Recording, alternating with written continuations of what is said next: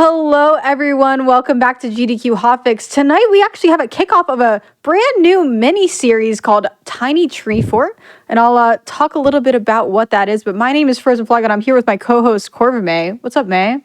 Hi, that's me. I'm also here. Yeah, and we pitched this idea because, She is Speed is on a little bit of a hiatus. We wanted to continue, the essence of that show. So Tiny Treefort is a throwback to an old show that used to be on called Treefort that showcased members of the Frame Fatales community. And we're going to be focusing on showcasing some of our Game of the Month entries, which is a monthly program that we do in the Frame Fatales server where people get together and play games together and then learn the speed run. And today we have Crypt the NecroDancer, one of our Game of the Months from 2022. And so I hope you all enjoy this little mini series of Tiny Treefort. It's going to be happening every other week. You'll either get me or May on the mic or both, like tonight. And so I'm super excited for that. You ready, May? I'm ready. I don't think I'm the one you have to ask, though. No, so now that, you've heard a little bit about what this show is, hope you're excited for it. We have, like I said, Crypt the NecroDancer is going to be our first one. And here we have Mora Conda to show us 3 hours of Crypt the NecroDancer fun. How you doing, Mora? Yeah, I'm doing all right. Yeah, this is me. Hey, I'm Mora, and I'm going to be running this fun category, All Characters Synchrony. And with me on commentary, I have Tally. Hello. And I also have Winnabit. How's it going? And how about Winnabit? You introduce us to what Crypt the NecroDancer actually is. Like, what kind of game is it? Oh gosh, well, Crypt of the NecroDancer is a rhythm-based roguelike. That's the way I like to describe it. Basically, every time you start the game, it generates a new layout every time. And it follows a set of rules that you can... it's easy to learn, hard to master. So a lot of people have likened it to Pokemon Mystery Dungeon. It's basically Pokemon Mystery Dungeon plus rhythm. And it's fairly simple controls as well. It can be played with the dance pad if you want. There's in fact a dance pad mode that makes the game a little bit easier if you want to play it that way. Shall I go ahead and give a brief plot summary, or should we get to that as we can talk about that, as we're going when we have some right. downtime. Yeah. All right. Did you have anything to add to that, Tally, or do you think we're good to go? I think we're good to go. Yeah. So as you can see by the rhythm aspect, every time these beat bars meet the middle of the screen here, that's one beat.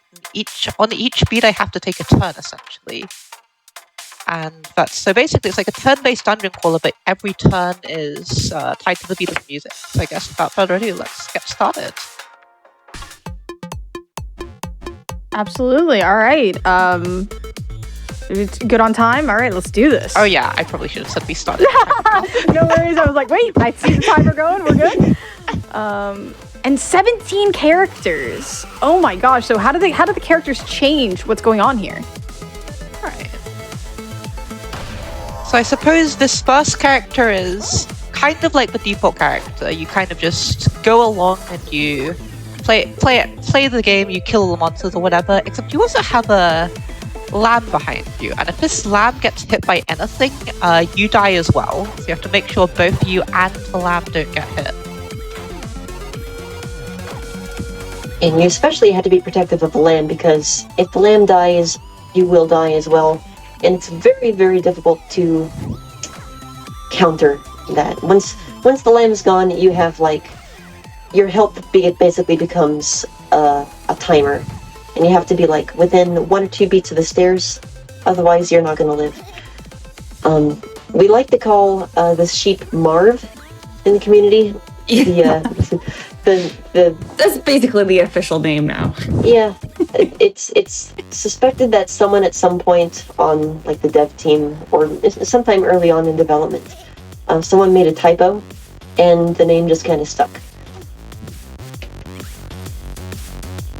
Wait, what would it be a typo of? Mary. Oh. Mary being the name of this character. Oh, that's so cute. I love it. Mary has a little lamb.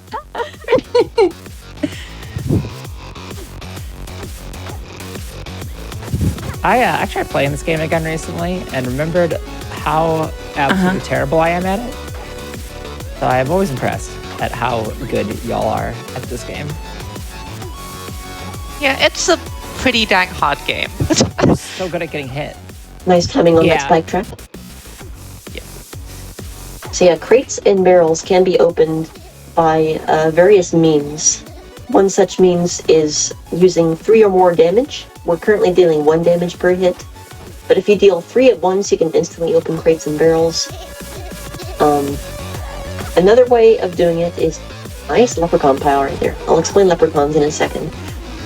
But you can also open crates and barrels by pushing them into spiked walls or spiked traps.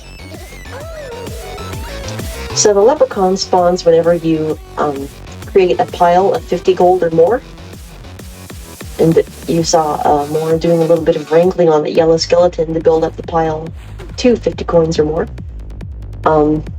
And so the leprechaun will give you the luck charm if you successfully kill it, which provides protection against bats, which is very good because bats are practically the only truly random enemy in this game. Unfortunately, the luck charm, if I recall correctly, does not work on Marv, so you still have to protect the sheep. That's right. We always need to protect the sheep. That's goal number 1. Going fast is secondary. Yes, sheep is precious. That's nice. I guess technically that's true. Because if you do die, that is slow. I assume. Yes, dying is slow. Send you to the start of the run Okay, again. good to know. You've heard it here first. Write that down.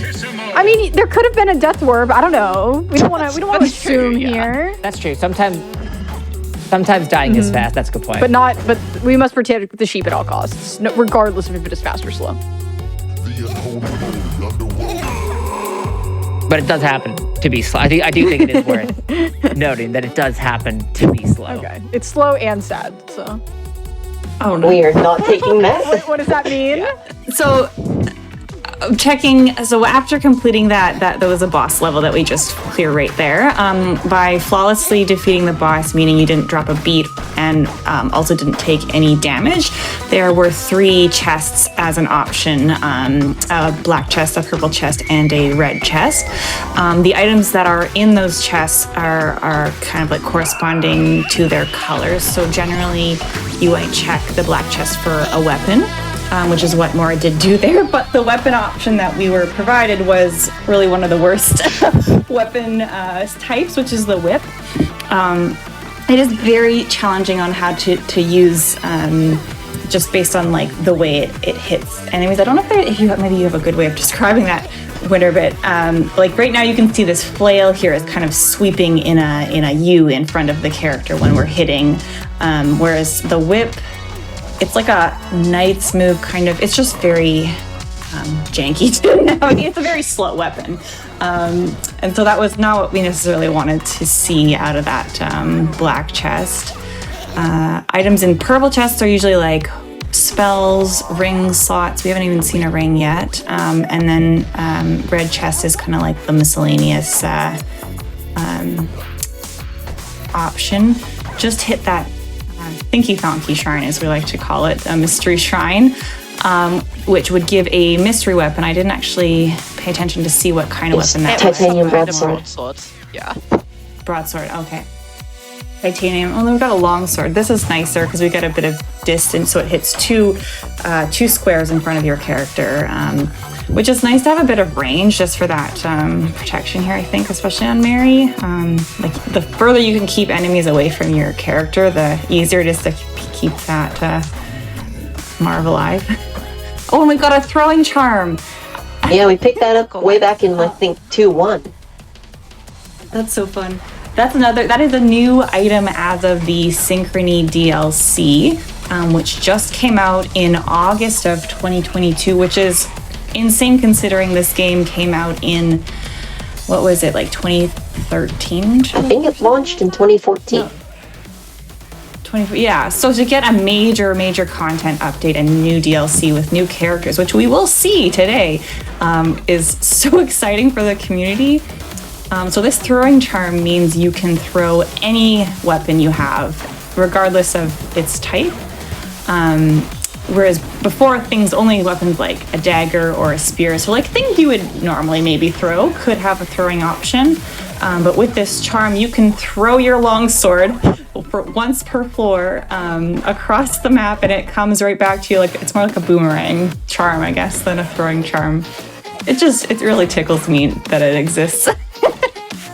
Fantastic. Yeah, it's wonderful. We're going to see the swap Just the the heavy mental blast. image of some of these, to think about this weapon being tucked across. Yes. To snipe some enemies. Oh gosh. It's fun thinking about like the actual implications of the items and stuff. Exactly, yeah. Also, I just want to point out that we currently have more than 100% particles turned on because those skeleton heads and shields are excessive, to say the least. Oh, that's funny. I didn't even notice that because I have personally... That was another thing that came with the new... between the Synchrony DLC and kind of they rebuilt the engine of the game to have way more like improvements than it previously was.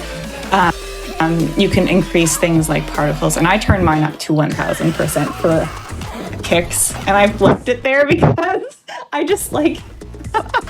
so I didn't even notice that. I'm like, yeah, this is just normal. Wait, 1000%. Yeah, you can turn it up to 1,000. Like that's like the maximum I think that it lets you. Yeah, normally... That's a bit excessive. Normally, this game also has screen shake. You can disable screen shake, and most people do. But as of the recent updates, you can turn it up to 1000% if you want. So imagine playing this game with 1000% screen shake. That sounds It's the worst. very nauseating. Yeah.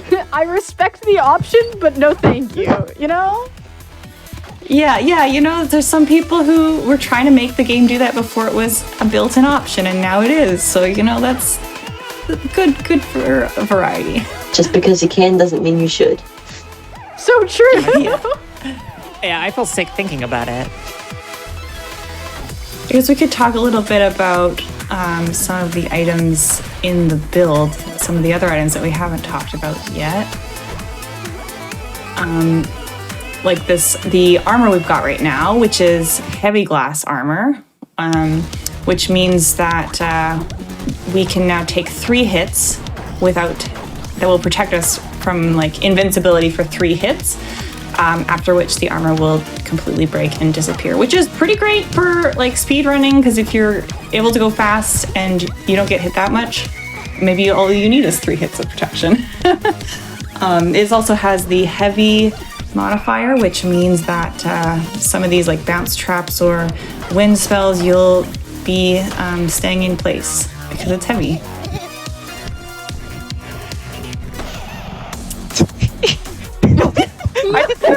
I knew that was coming. I saw the wall pick, and it was like, That is the sound effect she's just gonna go, isn't she? Sheep dies. I got jump scared by that. That's Mary screaming in peril as Marv brutally died, but then he was fine on the next floor, so, you know, it's fine. Yeah, thankfully there is a new Marv on every floor if you can make it to the stairs. What happens to the old one? If you notice that when you hop onto the stairs, Mary hops onto the stairs, Marv doesn't follow, he just hangs out. If you drop it on a trap door, Marv's just there. So how many Marvs are there? What happens to the previous Marv? Is the next Marv always just waiting? These are questions that do not have answers yet. I don't like Infinite the philosophical implications of this are upsetting. They really are. Isn't that what speedrunning's about, to have existential crises about the games you're running? I mean, yeah. Yeah. Kinda. I mean, when were video games ever accurate to real life?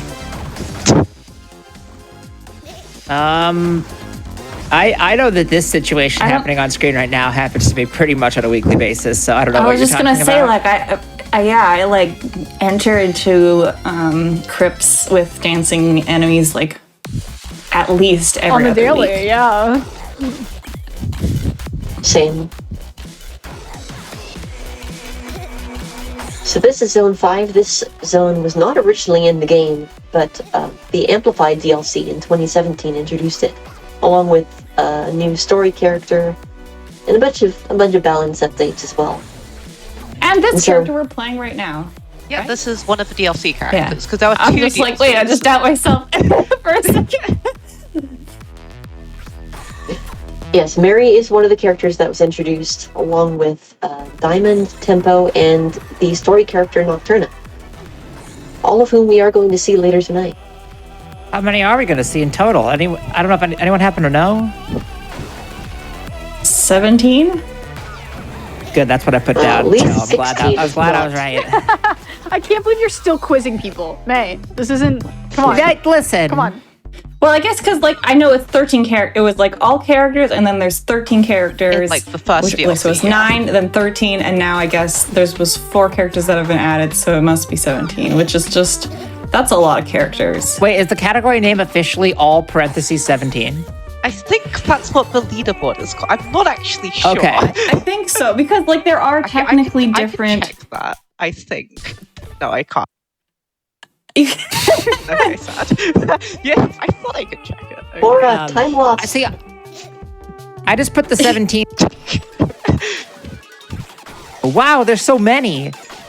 But there are there are technically, like, there are different categories of all Yeah, like, characters. This is how so, you differentiate between all That does 9 make and all sense. 17. because there was, like, when the game released just without any DLC, there was an all characters, like, mode with the achievement. And then they released a DLC, and then it was like, well, we have 2 different options, so you could do all characters before or after, and then the same thing here. So how many all characters do you want to do? That's very fun. Funny. It's just all just has so many meanings. It really does. I mean, it's up to interpretation. So that is There we GG for go. Mary. Nice. One and done. All right. So the next character is One one down. of the DLC characters for the new Synchrony DLC, and well, you'll see immediately happens as soon as I kill something. Oh, wait. It's this one. I have a guess.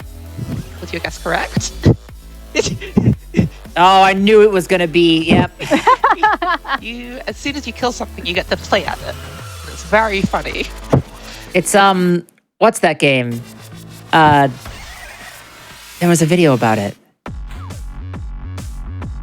I know how little that narrows it down. It really does. I keep going, but I...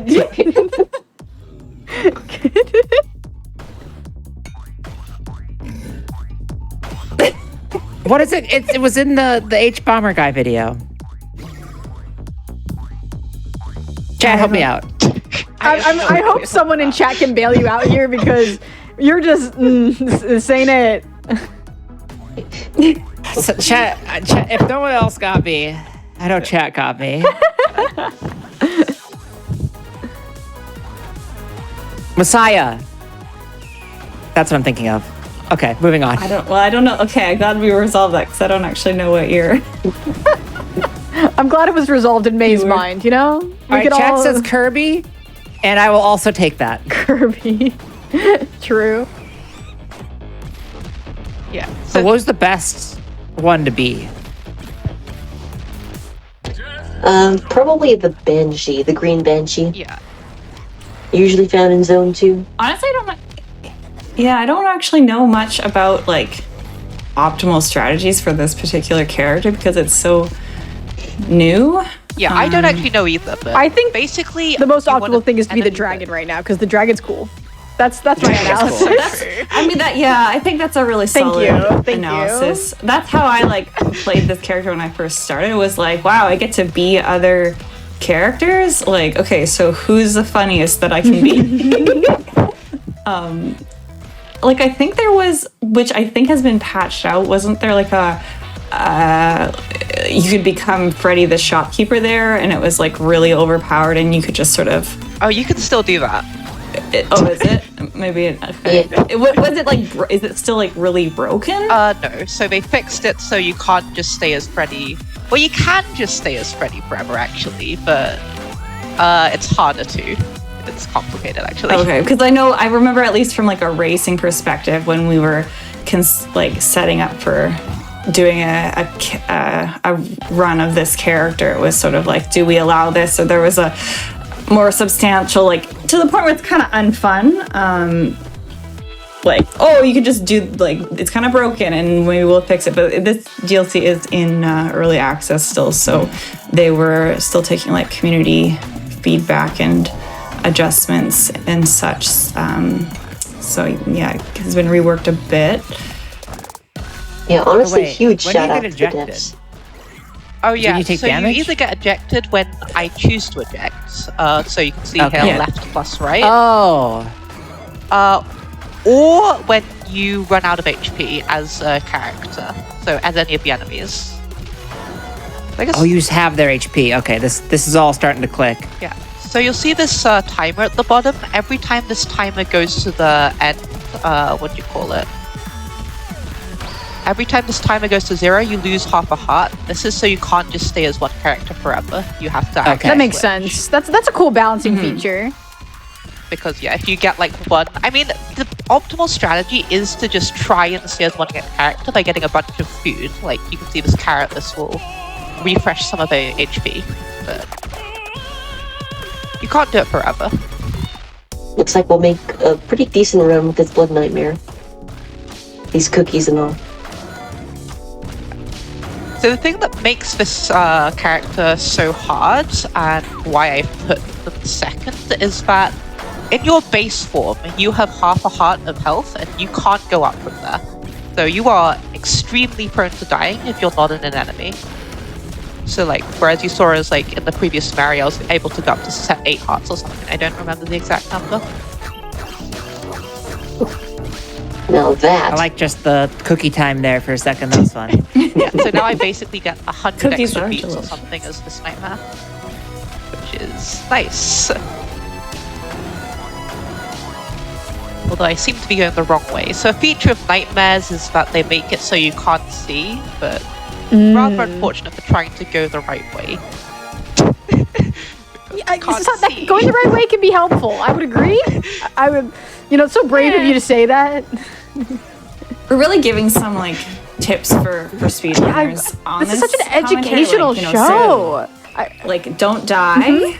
Welcome to And like go the right way. Wow. Just in case you were interested in getting into this game, or maybe even just generally speedrunning. Yeah, Hot those tips are and some- tricks, baby. Get them all right here. Welcome to our new show that has never been a show before. It's called How to Train Your Speedrunner. Speedrunner. Oh my god, I had the same thought. What a good name. Yeah, I think that could really go places. That's also a show, but that was not intentional. Also, we now have a green banshee with way more health than normal, so it's Yeah, about as so good what as you can get with Shelter. I got a gluttony charm from killing one of the shopkeepers in one of those funny shops. And when you have a gluttony charm, if you eat food and it heals more than your max HP, you instead just get that as max XP.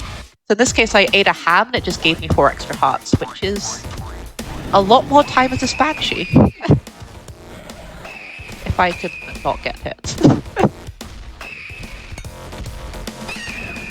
Oh, it's sped up, huh?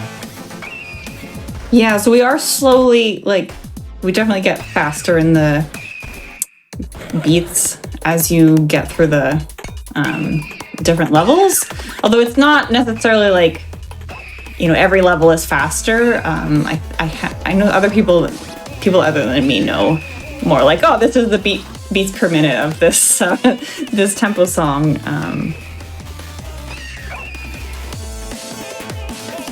Feels But like this is definitely one of the faster 3-3, and then you just load in and there's swarms of enemies that just come. That's just sort of one of the harder. I feel like it's where one of the difficulty spikes starts, even just in regular old cadence. The I guess default character, if you will. this boss was hard for me because I don't know the rules of chess. Yeah, so I I mean, gotta say. the way I killed the boss, you didn't need to know the rules of chess. Okay. Yeah, so did I you know? used a Well, there's freeze actually a spell. secret back rule of chess. So next time you're playing somebody, just freeze the board and then just knock over their king. What a good idea. That It'll is just- effectively what I did. It's like that one picture, and it's the smart kid, me, who's been eating the pieces when he's not looking. Half the time, that is exactly how the chess boss works in this game. Yeah. So in case you didn't actually see what just happened, the chess boss Deep Blues, or the boss named the Pugs in this game, is has just basically a bunch of chess pieces, and they move exactly how you expect a chess piece to move, which is quite hard to deal with when you also have to move twice a second. It's too many I feel pieces like I feel like when you beat the chess boss, you should get elo for it. Yeah, that's the. That's convenient. Yeah, so Nazar-chan means no more spirits will spawn, which, it's actually at the end of the run, so there might not be any anyway, but I'll point it out if a spirit does occur. Wait, but can't they not? Wait. Oh, right. So now they can no longer. Yeah. Yeah. But we can point it out in other characters later on. Some characters do spawn with this charm as their base kit, because it would be unfair. The next character does just spawn with this Nazar charm at the start. Yeah, so we can actually point out in that just because of it would be extra unfair. Although we already in the community call refer to spirits as like fair and balanced very often, because they are Exactly very that. unfair sometimes. You can have them kind of have like a one beat spawn, like you have to react so quickly that you can't necessarily get out of a situation right away, and it feels bad. Let's just say, if I die, a spirit will probably have something to do with it. Because they kind of just spawn and get in your way when you weren't expecting them to. That's fun.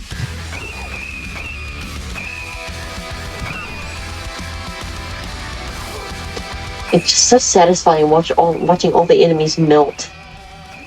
Yeah, oh yeah. Yeah. Another thing that helps with that is this ring of piercing I have. Because it means that I can ignore, like, you see this orc's shield.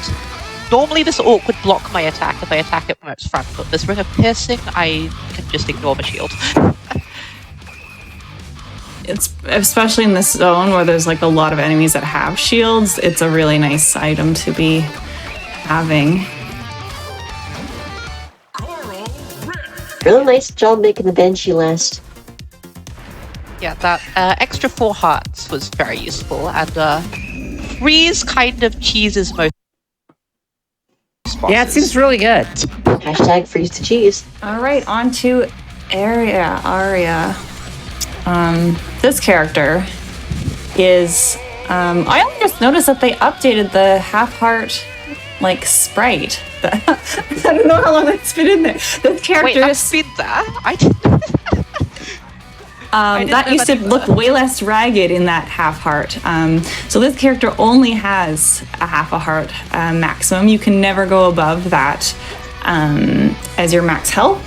And as well, you have to keep the beat. So if we were to stand still and not move and miss a beat, then we would die. We wouldn't die in this case right now because we have a potion, that red bottle of juice in our inventory there, which gives you 1 extra life. But otherwise, you would take enough damage that you die.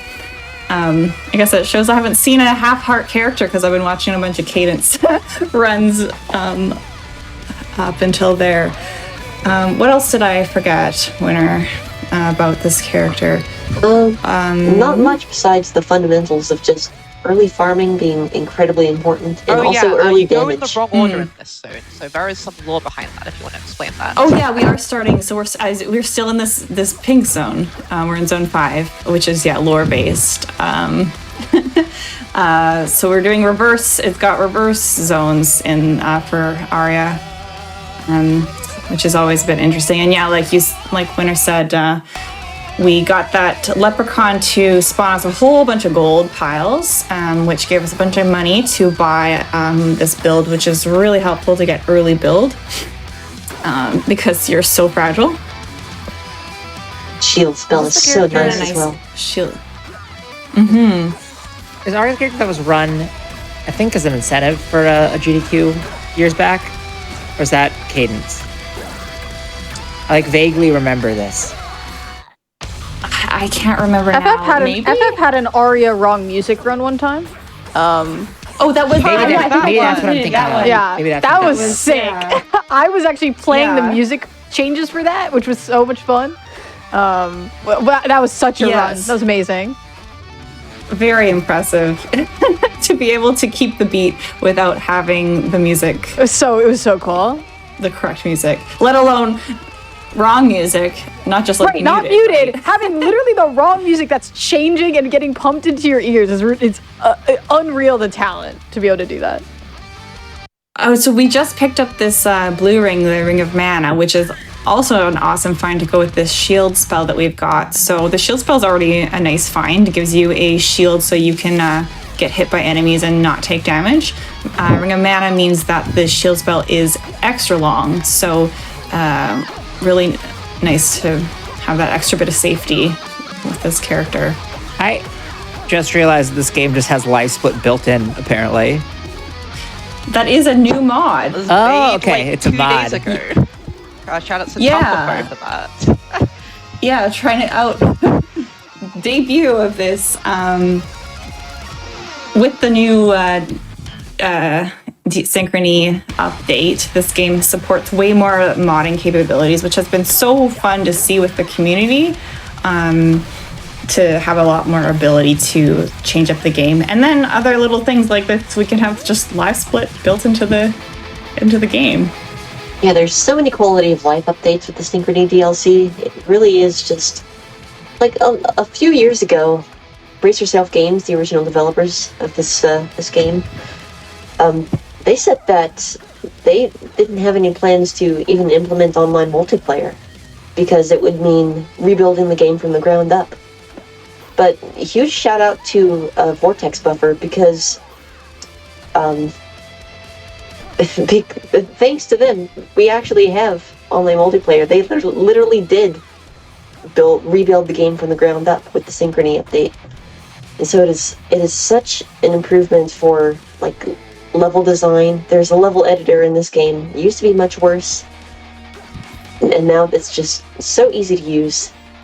There's online multiplayer with rollback. It really It's is wild that this game has rollback. It's so cool. That's so cool. Right? And the multiplayer mod is just amazing. Or the multiplayer feature is so cool. This game is sick. It's amazing it still has so much development going on. I mean, it's something that I think the community didn't like dare to dream that like something like that would ever happen. But it, in part, really is the community that helped make this happen. Like the new developers really are part of the community, and the changes in the quality of life updates and all that has been driven by community feedback and its strong race community as well. So it's really feels like this was like for us, the like dedicated players, to have all of this here, and now so many more people can find this game and enjoy it and play together. It's so cool. Yeah, and the devs of Vortex Buffer, the people that made the this DLC, like used to just be part of the community, so that's really cool. And it really did. Like, it also started as like a community project where like the Synchrony mod used to be just like what some people were working on to try and implement, and then that ended up being just rolled into the whole game.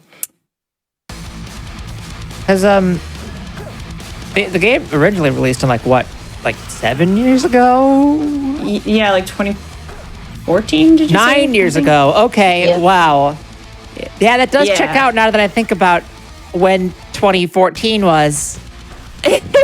Oh Well, boy. when I said 2013 earlier, and then I realized like no, it can't be that because that was 10 years ago, and I feel like there would have been some sort of thing. But no, we were like pretty close. Yeah. Oh my goodness.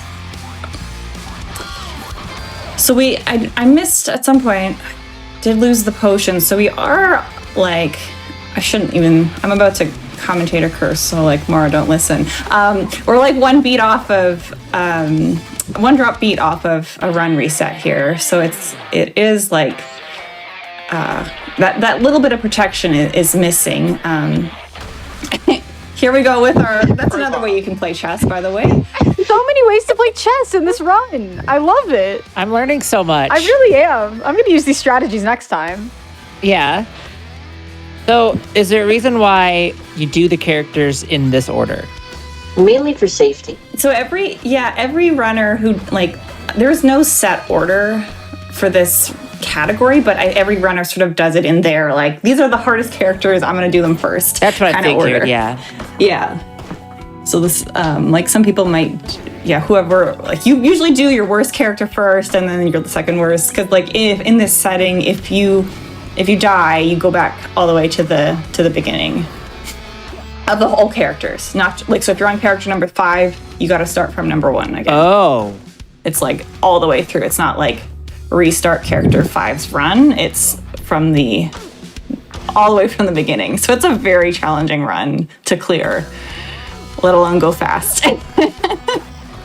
Yeah, I mean, this is just impressive to play the same game for 3 hours in a row at this high intensity in terms of paying attention to the beat and, getting through all of this. It's very impressive. It's super fun to watch. So thank you for showing this off, Laura. That's awesome. We always say this game uses a lot of brain RAM to do. That's exactly it. It's mentally taxing to do it that much in a row. I feel like I'm getting mentally taxed watching, so I can't imagine. Now that I know that if you fail at all, you have to restart the whole thing, I'm 9 times more stressed than I was a second ago. You should be 17 times more stressed, May. If I die right at the end, then we are just going to play the rest of the characters. I think that's Okay. Yeah. That does make sense. I was I'm sure there's a contingency, but Yes, there is. I don't know what it is yet, so...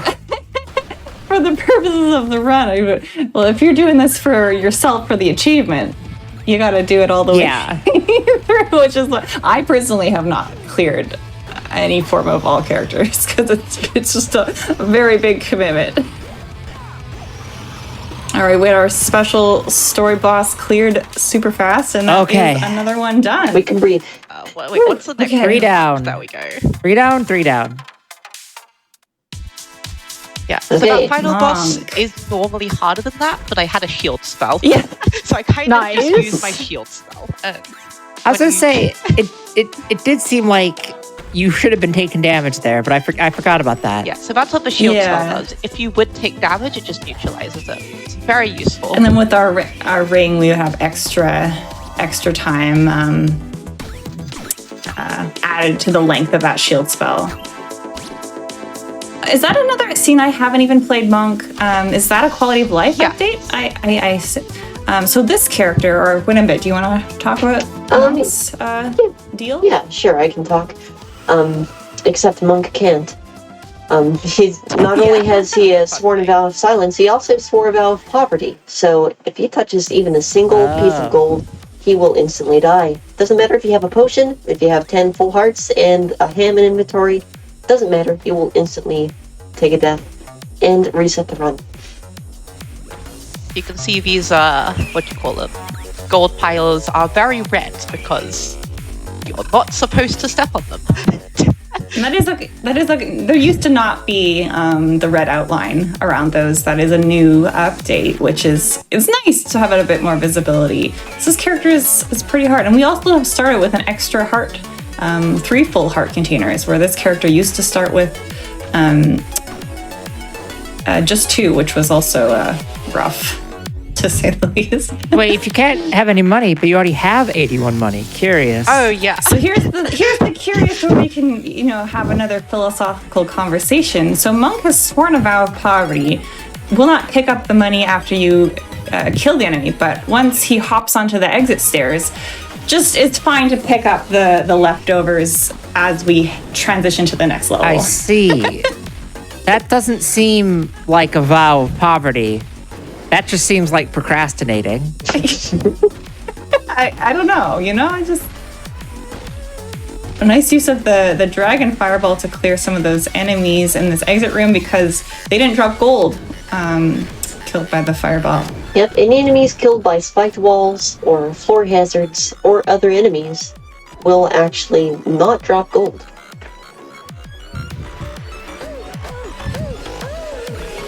Also, trapping the leprechaun in the corner to prevent it dropping gold piles as it follows you after attacking. Also very important if you want to get the lucky charm.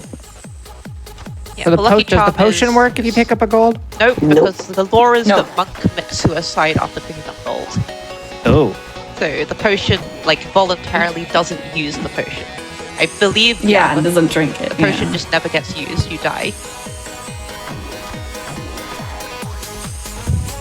Yeah, and like Spooty in the chat is saying, stuff that doesn't normally drop gold is all loaded in this mode.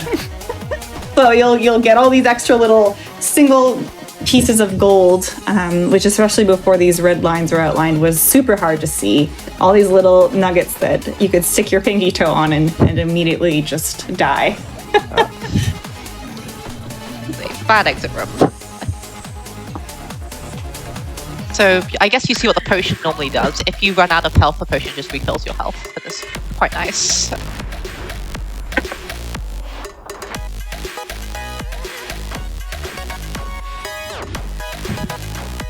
Let's count with So Monk. like I said, like these. Look at all these gold. So we're rolling in it.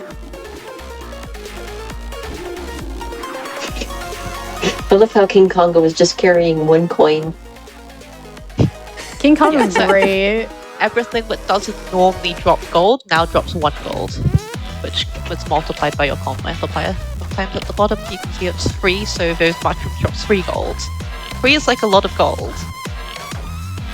3 is like a lot of gold.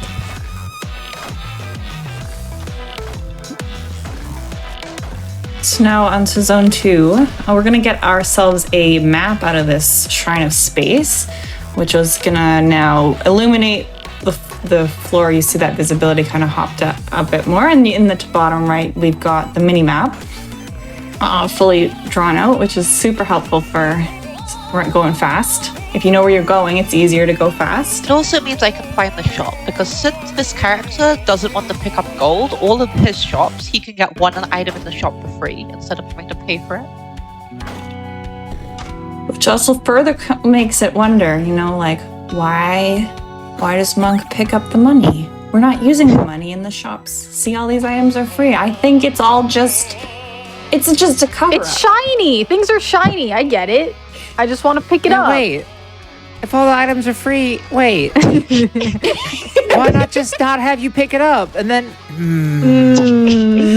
It's Monk's secret This get game rich has no quick plot scheme. holes at all.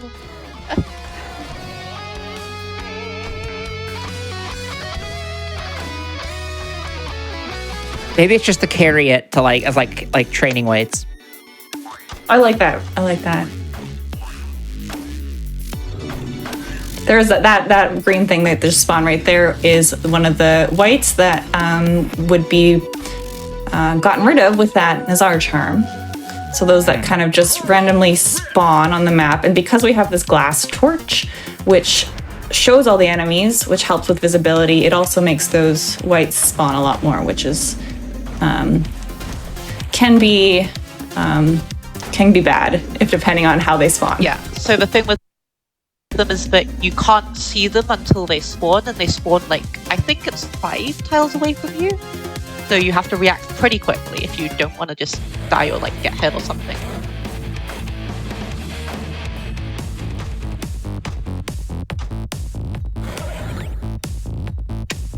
Shield spell also does not protect you from stepping on gold. Yeah, there's a lot of silly things. There are boots that make you float, except you still pick up gold when you're floating. Just don't. Why? He could just choose to not grab it. I know, you That's can what just I float know. over the gold, but no. No. You just die. Unfortunate, really.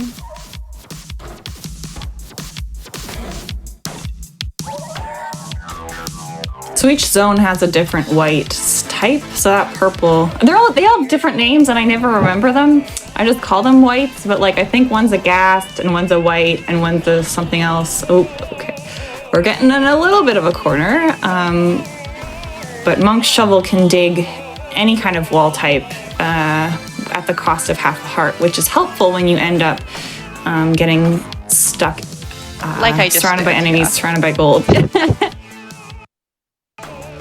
Yeah, getting surrounded as Monk is even worse than, like, or I guess not really worse, more dangerous than on most characters, because you can't step on the characters, what am I trying to say?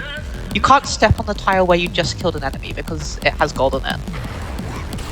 Yeah, so you could like full surround yourself in gold, and if you don't have any bombs or the health to tank the bombs / an item that makes you invincible to bombs, then well, I guess you could wait out the song. Yeah, you can wait out the song. That's what That's you not have. very fast, but yeah. I guess we can explain that, since that hopefully shouldn't be happening this run.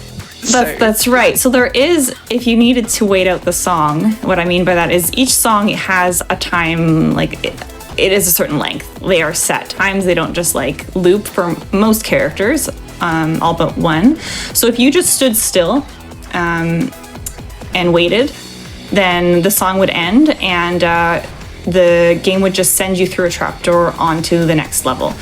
And you would have to do a little boss arena, fighting whatever the mini boss on the previous floor was if it wasn't killed, along with a few other enemies. But that is a way, like if you're kind of like otherwise soft locked, you could just wait out the song on most characters, except for the ones that you die if you stand still.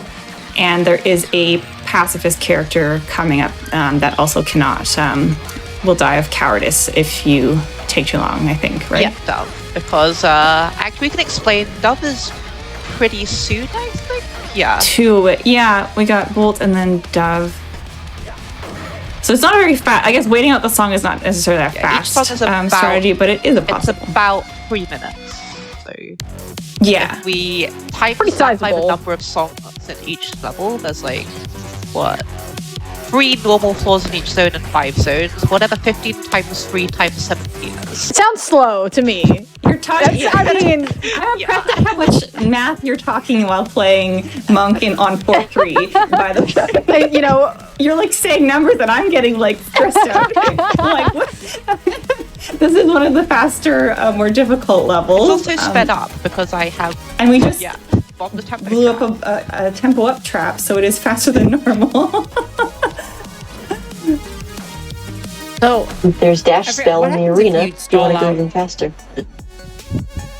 What happens if you stall out the boss? You can't. The boss is the only song that you moves. can't. You stay here forever. Okay.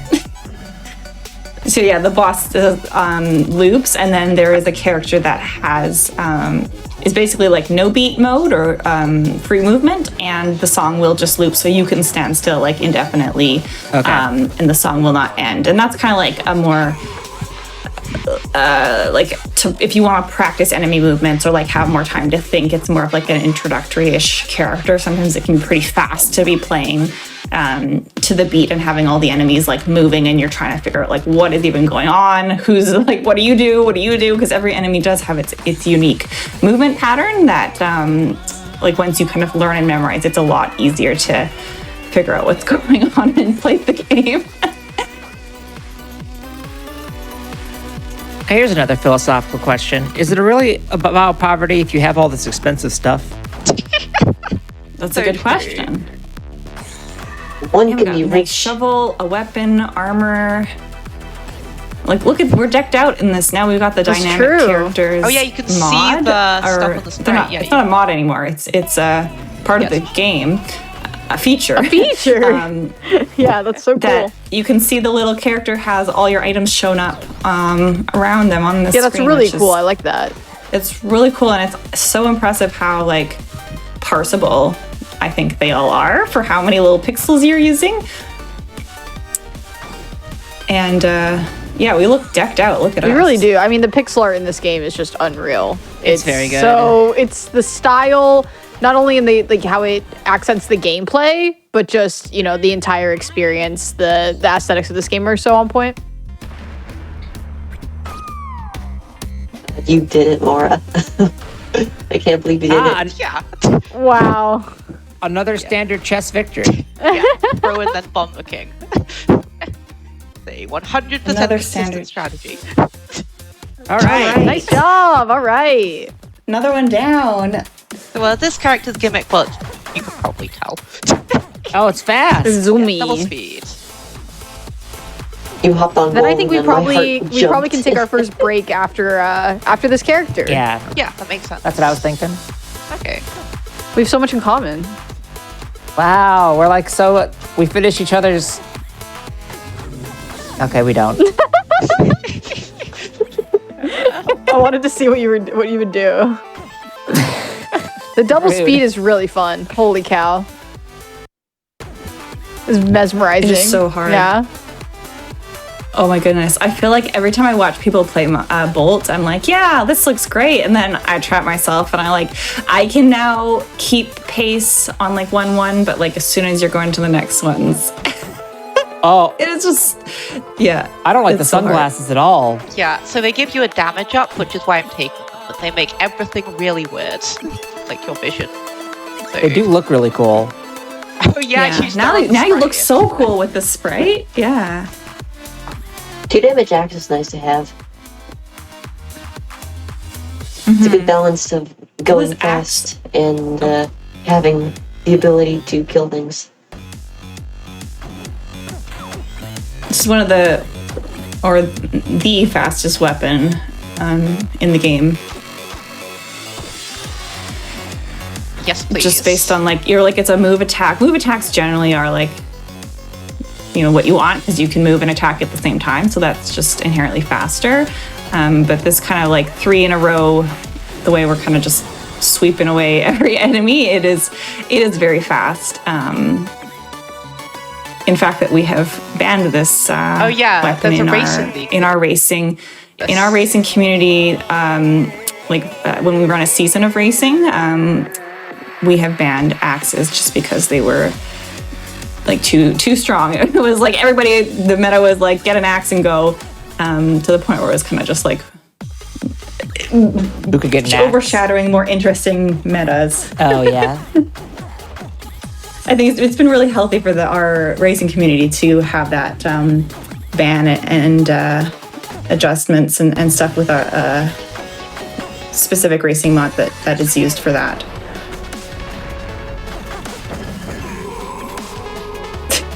You blinked? Did you see that? Yeah. No. It goes twice as fast.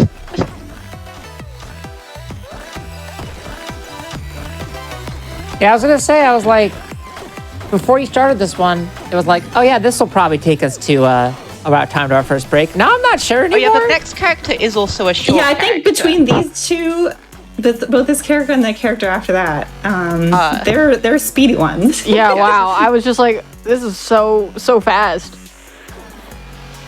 Yeah, I mean, if you do the maths, there's about 15 characters in not 15, 17 characters in 3 hours. Is on average 10 minutes per character. Yeah. That tracks. That's math. We're doing so much math today. I love it. So of course, Historically, the when I harder do math characters are on this usually channel, it goes slower. really badly. So I'm glad y'all are doing it for me. That's a potion So room. we can see this, yeah, exactly. That, that's a potion room because of the type of wall material. Oh, nice. 3 damage axe. Piercing axe even. Armor. Yes, please. Oh yeah, that's the last time I've done that this run. So you want to explain that? Win a bit of tally? Yeah. Whenever do you want to go? You're talking about the shop kill? Yes. Shop kill. Yeah, the shop kill. This is the first time I think that's our first shop kill of the It is, of the yeah. Yeah, and it was on Bolt. I can't believe it. yeah. But yeah, you do have the ability to kill the shopkeeper in this game. It's only useful if you're essentially done with your build and there's an item that you can't quite afford. Unless you're score running, in which case you want to pick up his Crown of Greed, because it doubles all of your gold pickups. But usually you just do it in speedrunning in order to get, for example, plate armor, which is 1.5 hearts of protection, which is very, very useful for not dying, which we are trying to do. Unfortunately, the oh my god, where? Oh, I didn't even see I that. didn't either. Yeah. That's the one thing that one shots me, so shopkeeper goes. Yeah, because we killed the shopkeeper ghost comes back to get you. And you could hear that wailing sound. But because of the sunglasses, we didn't have actual sunglasses. I didn't really see that. Nightmare. Oh, it was the nightmare. I thought you saw the sunglasses. If you have sunglasses, this happens where the ghost is like a dark, it's hard to see. And I couldn't see where that was coming from. It always comes from the exit of the level, so that is helpful for mapping. So like if the ghost paths from like the top of the map, you can follow it. But basically it's like an insta kill if you get hit by that ghost. I don't remember how much damage it does, but it's pretty high. I think it's like 5 full hearts. Yeah. Like it's definitely livable, but like it's still just there's like a lot of stuff going on. And that sound of like, where is he coming from? Where is he coming from? I don't know. And within the nightmare shadow, so you couldn't see what was happening. And by the way, Mora is playing this character with sound effects on, which is the vast majority of people who play Bolt actually turn down the sound effects when they're playing because they actually happen like a half beat behind the action, and so it's very, it's very distracting when you're trying to stay on the beat, especially at double tempo. So, Yeah, I mean, I'm Yeah, finding not very the much. tiles switching all the colors to be like, holy cow. Like, I'm getting distracted by that. I'm not even playing, right? Here we go. One of the Oh my god! Yeah, fastest on What? yeah, of course, flawless victory. Sure. What? Okay. It's only 350 beats a minute. Oh my goodness. I think that happened too fast. Everyone really processed Wow. how incredible that That was was. amazing. Can stream technology process that? Like, is there we have enough enough frames? Yeah, exactly. Jeez. That was so sick. I don't think we've gotten hit in like 4 zones, if at all. Do we need the turn on the flashing lights warning just for Bolt? Just for Bolt, maybe. It's probably not a bad idea. Yeah. And like especially in zone. Oh my goodness. Well, the good news is it's go almost back, they over. go back quickly. I'm excited to learn some more chess meta. Oh yeah, this one, I played it normally. I just killed all the pieces like you would expect. Oh, okay. Are we doing one more character or are we doing a break now? Court, up to you. Court, quickly. It's a short one, so... Let's do it. Do it. Okay, Let's do good. it. Done. I'm in. Okay. Let's I'm go, in. Dove. I'm All right. reeling from going fast on the other one. We can keep the pace up, you know? Let's go. All right, Dove. Dove is a pacifist character. So you can see she's got this little flower in her hand. And so instead of doing damage, she just confuses everybody. So when you hit an enemy, they get confused and they move away from you until the confusion wears off, then they start approaching you normally again.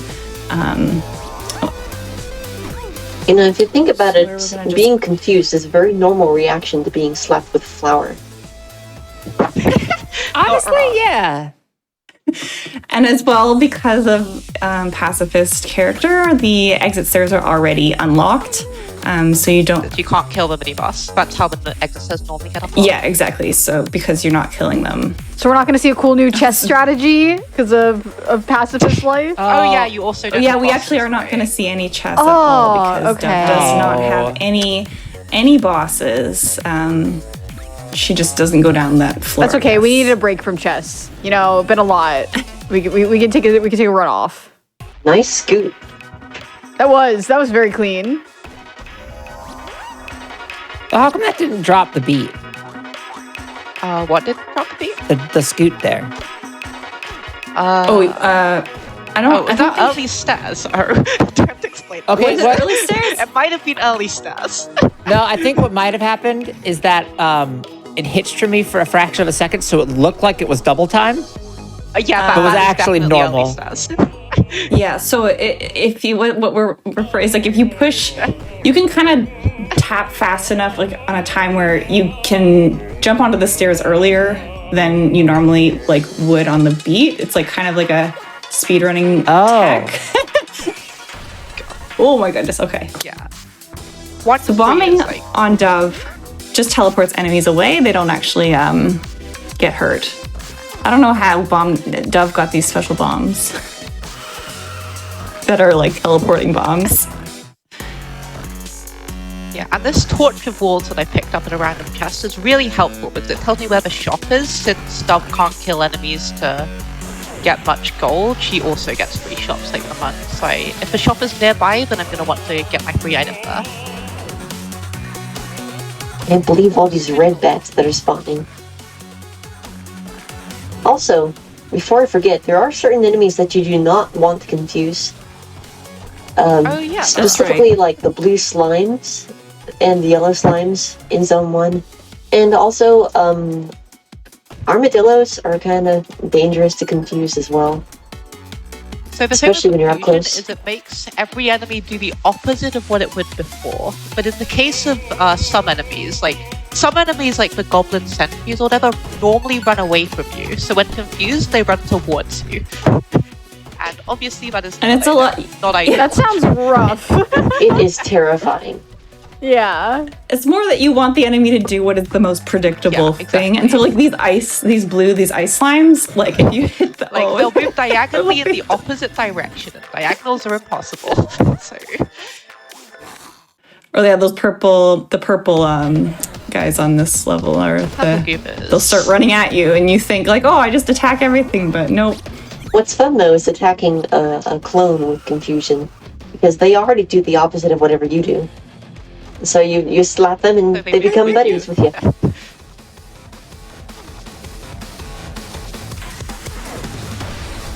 So you might have seen that's what the blast help does. It gives you immunity to bombs, which is pretty useful. Dove also has like a really strong shovel that can dig the highest tier of walls, not the shop walls or some other special kind of walls, but just the highest, I guess, density. How would we describe the wall? Why are the walls different? I'm gonna call them that from now on. The more dense walls. Oh, we'll see what happens when an enemy dies. That was a bit quiet, but it's a sound effect. Basically, Dove goes, oh no. She's like, oh. Because she is a pacifist. She doesn't like to see the enemies die. You can still kill them on like spike traps and like environmental. And with other enemies, like if there's like that ogre normally clubs 3 tiles, so if there's an enemy in the way, then that enemy will probably be dead. Oh, Dove also starts with this ring, which is a ring of peace. This is That was. Ooh, you got out. Yeah. This ring of peace is base kit, and what it does is it gives an extra heart container, as well as it makes enemies. There's less enemies spawn, and every mini boss, like this green dragon in the room, is always its lowest tier of its kind. So a lot of the times in this zone, usually there would be an earth dragon, which is like a brown dragon that has 9 health, but the peace ring makes it always be a green dragon if it was going to be a dragon. This metronome has the lowest health, so they're like the easiest of all of the mini bosses. Is there ever a situation where you would swap that ring out? No, not in the character. It's way too Does seem really good. Okay, that's it. Yeah, and we're done. Nice job. All right, we can pause the timer now, and also you pause the game. Great work so far. Holy cow. For real. It's been awesome. Yeah, it's the hardest part of the run done, because I've done this mostly in hardest to easiest order, since if you're trying to clear all of them in a row, you want to get the hardest ones out first. Yeah, we've already Makes sense. We've already cleared 6 characters, so everyone stay tuned. We're going to be back with the remainder of all of our characters, but all of them meaning 17, to be specific. And I just want to, before we go to our break, just want to remind everyone that, SGDQ 2023 is coming up and registration actually opened tonight. So if you're interested in going, you can go to gamesdonequick.com/profile and sign up. We'd love to see you there. I'll be there. I'm excited for it. It's going to be a good time. All right. I think we will head off to our first break, and we'll be back with more Crypt and NecroDancer after this.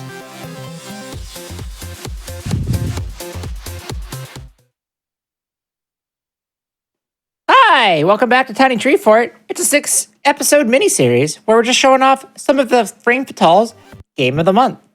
If you weren't joining us from the beginning, we are currently about to enter our 7th characters in to 17 different NecroDancer characters.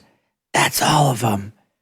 I'm Corvin Man, hosting this, along with... It's me, Frozen Flygon. What's up? Okay, I was worried you were just going to say it's me and then be like, okay, well... I mean, it is a long-standing meme that I never actually introduced myself, but I did it this time. I'll tell Seth that you did a good job at introducing yourself. Thank you very much. But we need to also introduce our runners. Oh, come on. I had a good segue. Well, I beat you to it. Go ahead. Don't all speak at once. I'm Tally. I'm one of the co-commentators. I'm Mara. I'm the runner. And I'm Winterbit, the other co-commentator. Hello. Yeah, we got there in the end. We're so good at this. I love this energy. You can tell we practice this. We're professionals. Definitely, for sure. You know who did practice Mora? Because Mora has been crushing this. We're already absolutely. 6 characters in out of 17. And I think we'll be ready to restart the timer. And you can tell us what our next character is. So let's unpause in 3, 2, 1, go. So we got our next character, which is Tempo.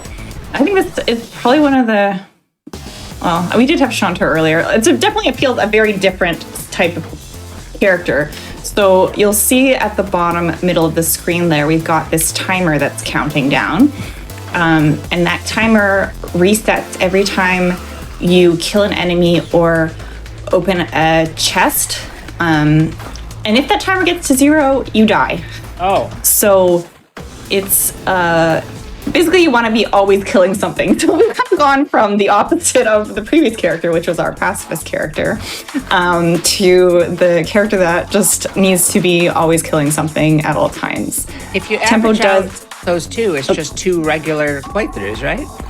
Yeah, exactly. Tempo does have like infinite damage, so we're just like killing everything in one hit, which also helps to make sure that you can kill something in time. Oh, 5, 4, 3, 2. You can see that timer if you're not killing anything for too long. It can be a bit stressful sometimes. Yeah, so there's also a lot of extra enemies added. If you notice, these rooms probably feel pretty full compared to before, especially compared to Dove. Just so that you hopefully have something that you can... Oh, that's the other thing that resets the timer. Eating food. Opening chests, buying items. Buying items. Yeah, because there's some situations where like boss chests. If you like flawless chests. Exactly. Like you would die if that wasn't a case, because there's just literally not enough time to walk to the point A to point B. So that's also why they've like added that in. Hooray for playtesting.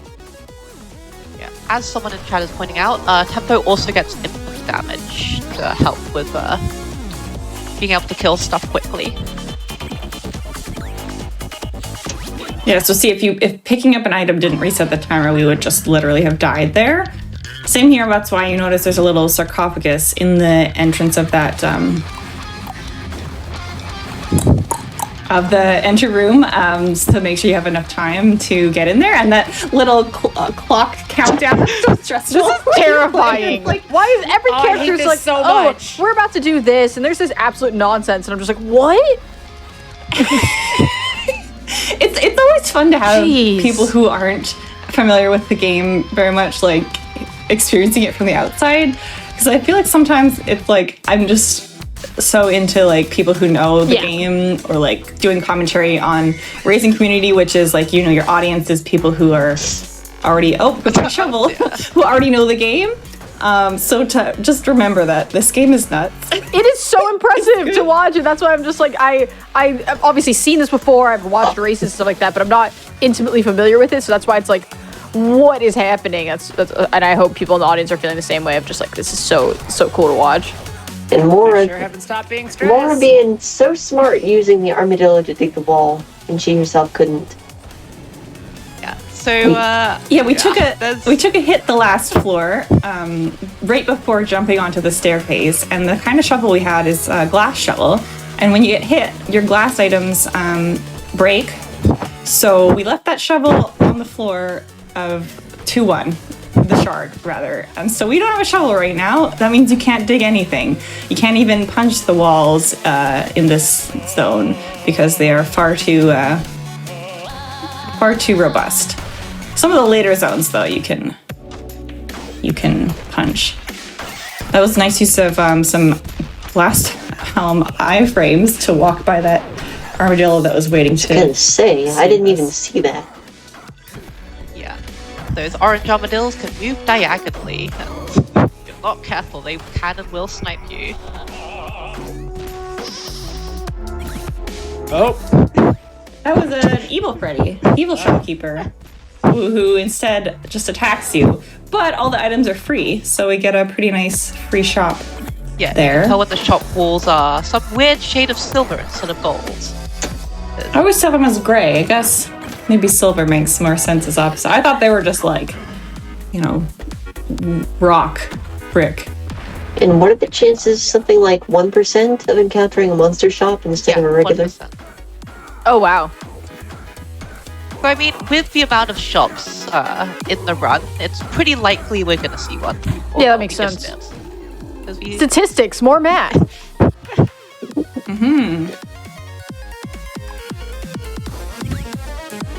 oh, you can see inside of the. Oh yeah, we have this monocle item that lets us see inside, well, see all items basically. Yeah, so we can see inside this chest, Oh, I inside can't the. dig. Oh god.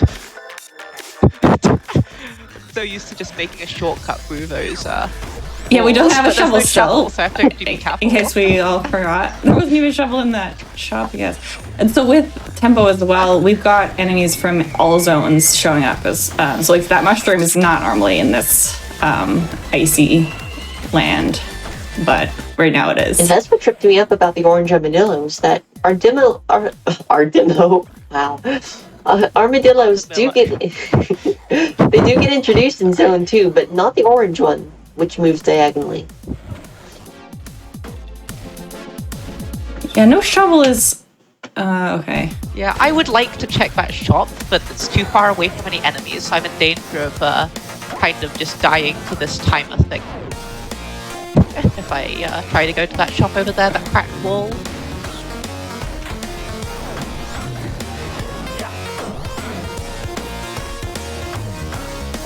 This Oh, that's pack of cookies will help a Okay. lot.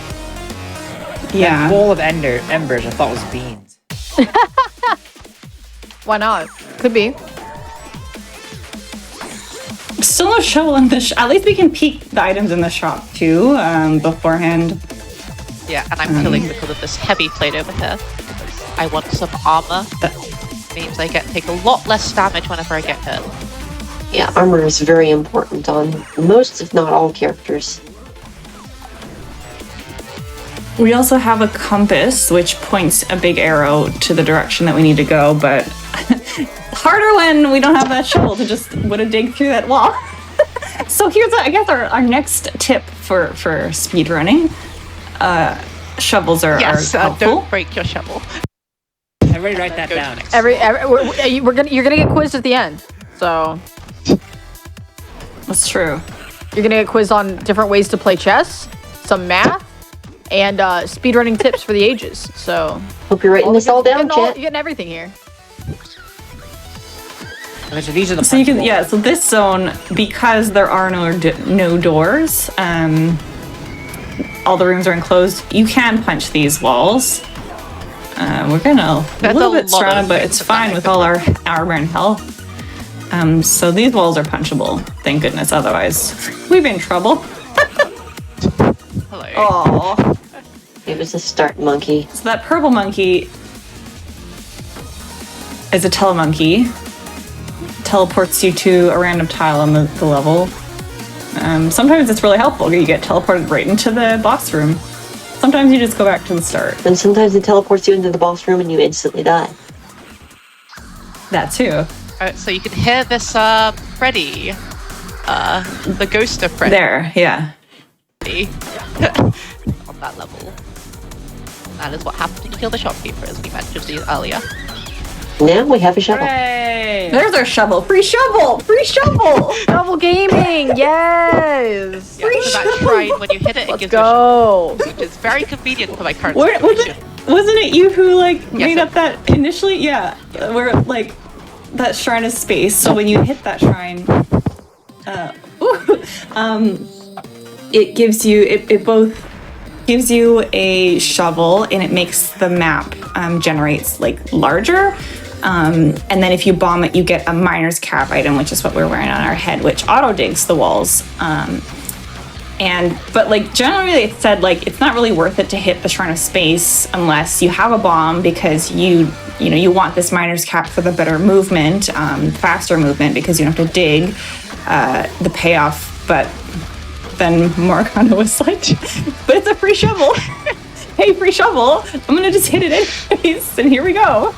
Once again demonstrating the power of the free shovel. Yeah, and as Chris Tally was explaining, this miner's cap, whenever I go next to a wall, it just digs it automatically for me.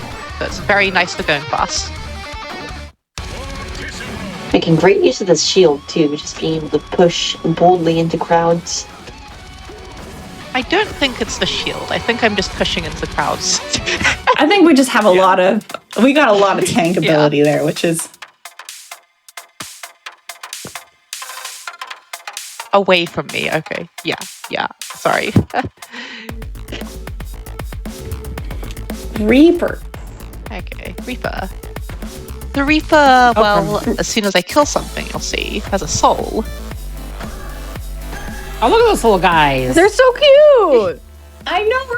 I think Reaper is the most recent addition to the game. Was on the Switch version for a long, long time before this, and so us poor PC players had no idea what we were missing Really out on. funny that the Switch would have the thing that, it's like the PC game wouldn't. So now everyone can be happy and have friends.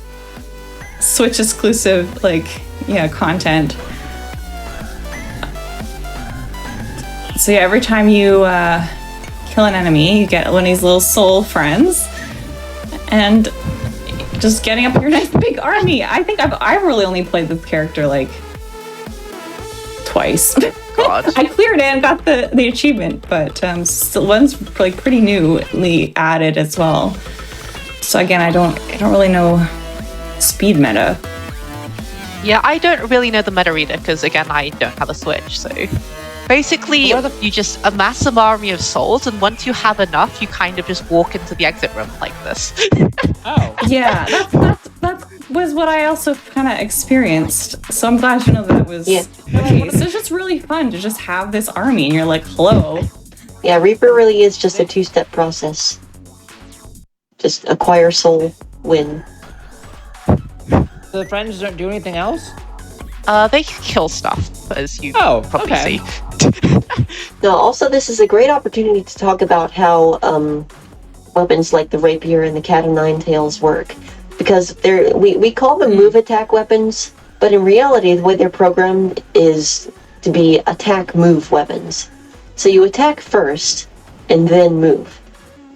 I think you spawned that cat in that chest, by the way, because you were just starting to talk about cats. It seems That was a commentator blast. seems I've discovered my secret ability.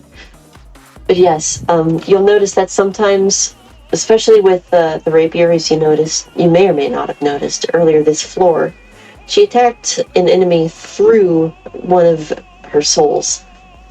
And so that's just a little quirk. You're gotta be aware that you're gonna be dealing 2 damage there instead of 1. This game is full of like niche situations like that. We're I probably just want them to fill up the like screen forever. I love them so much. Yeah, They're very I want good. a little border of the ghosts for the rest of the run. Yeah, as a matter of fact, if you could do us all a favor, Mora, and when we hit the Zone 5 boss, go ahead and set the in-game zoom to like 0.5 so we can see all the souls. I can do that. Sure, let's do that. Okay, don't crash the game trying to change the settings. Yeah. Something. Well, that's another great thing about the Synchrony update is that it auto-saves your game. It does, yeah, which was, with thinking like, it feels a lot more accessible for a casual player to do these kinds of runs, because that was, other than the fact that they're really hard, having to do them all at once, it was like kind of a barrier for me, because it's like, you gotta sit down and play this game for that many hours in a row. It's longer than 3 hours because I'm not that good or fast at doing everybody in a row. And you know, my brain's kaput after how many characters, let alone 17. So that's a fun update. Making also like really, like this game has a deathless mode. So you basically could play the same character like over and over and over again. How many times can you clear a run in a row? And I mean, people have done it before where, you know, just leave your game running forever. Oh yeah, leave you just have your NecroDancer game open for weeks or even months. Oh my goodness. Because there's no yeah, save because feature. like, you know, the deathless records are like very, very high. But now at least you don't need to like leave your computer on forever or like hope your power doesn't go out or yeah, that's the worst part is that if your computer crashes for any reason, run over. And it doesn't get submitted to the leaderboard either. That was pre-Synchrony. Until now. Yes. Yeah. So yeah, it just a lot of quality of life improvements. I'd say, I mean, if anyone in the chat is familiar with this game from the past, go ahead and check it out again now. It's going to be worth another look for sure. For sure, yeah. So I want that. The axe, the best weapon in the game, especially on this character. You kind of just, you want to be attacking as much stuff because you want as many souls as possible. And so on.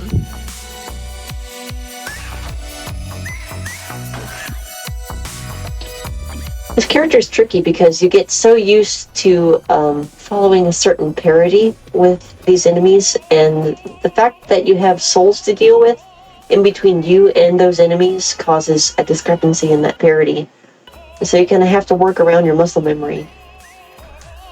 It gets really awkward sometimes. Sometimes because normally with any other character, if you move into an empty space, you will always move. But with this character, sometimes you attack instead because there's a soul in the way. You have to be careful. You like lots of times you'll expect to move, but instead you'll just stay still.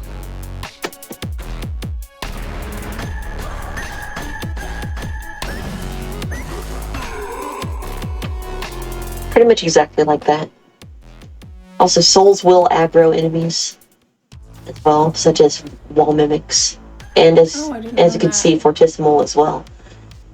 So yeah, just a lot of strange situations you have to deal with as this character. It's really, it seems like it would be hard to keep track of everything just because there's a lot going on that you're in control of. Yeah, you kind of just don't. Like, I am not paying attention to every soul on my screen. Right. Unfortunately. Yeah, like They're fine, surely. I mean, when you get to the extent of like, you can kind of just tank and go. I think it becomes even like it's more mindless than the other characters for sure.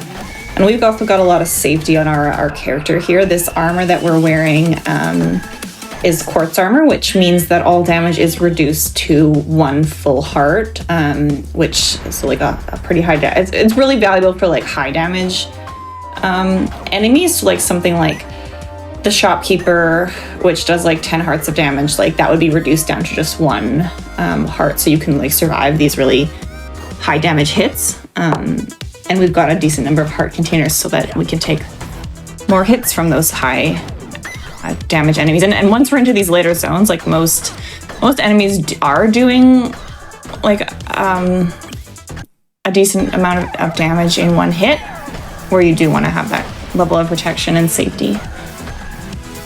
Yeah, and around zones 4 and 5, this is well, I was going to explain it, but I'll just let it explain itself for me. Yes, this game has become walk to the exit. Yeah. Look at all our friends. I love walking to the exit of the room. That's like my favorite thing to do. With all of our friends. I mean, this is epic. We got the whole squad with us. Wait, so do they disappear once they do their damage? No, it's only when they would get hit by an enemy that they disappear. Oh.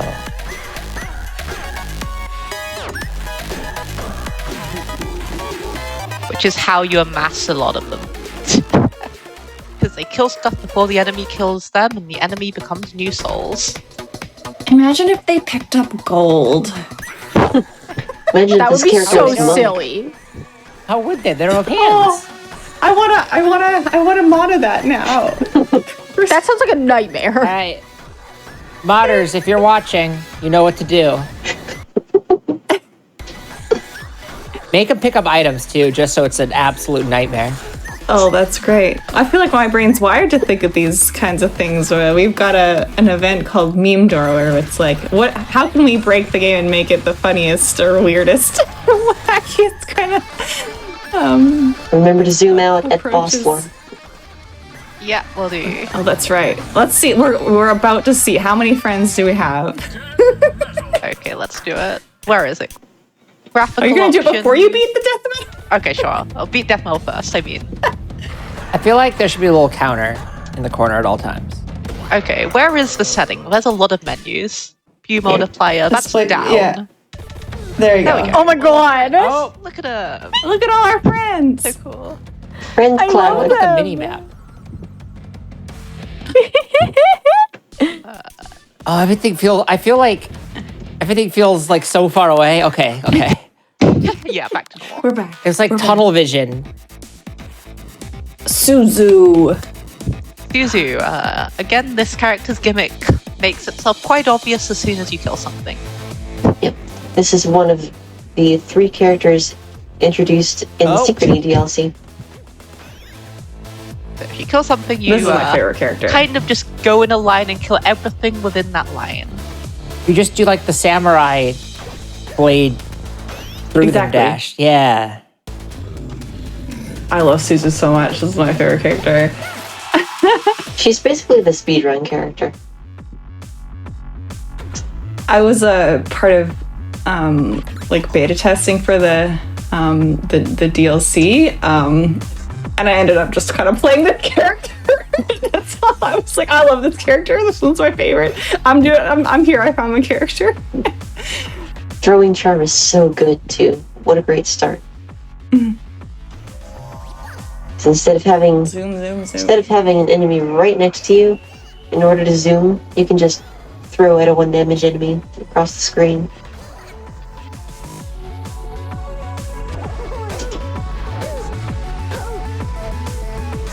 I don't think we've seen the pulse spell yet, so that Oh, Yeah, because I went all the way to the bottom, I have to go warp to the top to get my lucky charm off my leprechaun. I was gonna say that was super slick until you had to walk back. Yeah. yeah. Ooh, Nice. Also really good at So damage using charm. the enemy to dash into the barrel and open it, we got ourselves a Ring of Might, which is just a +1 damage, no knockback, but very nice. We got a really nice quick build here. Yeah, so normally you need 3 damage to open crates or barrels, but the dash does infinite damage, Oh. which is more than 3. Hold on. I'm doing the calculations. I mean, it's technically 999 damage because there's no reason for the devs to actually code out infinite, so... Details. Oh yeah, if you dash into a bounce trap. That happens. It's my favorite sound effect. It is a really good one. I should have... I had the trash mod, I should have enabled that, oh well. Also known as, you can mod a lot of things in this game, and the dash is one of them. So you can make the dash any pair or like combination of colors you like.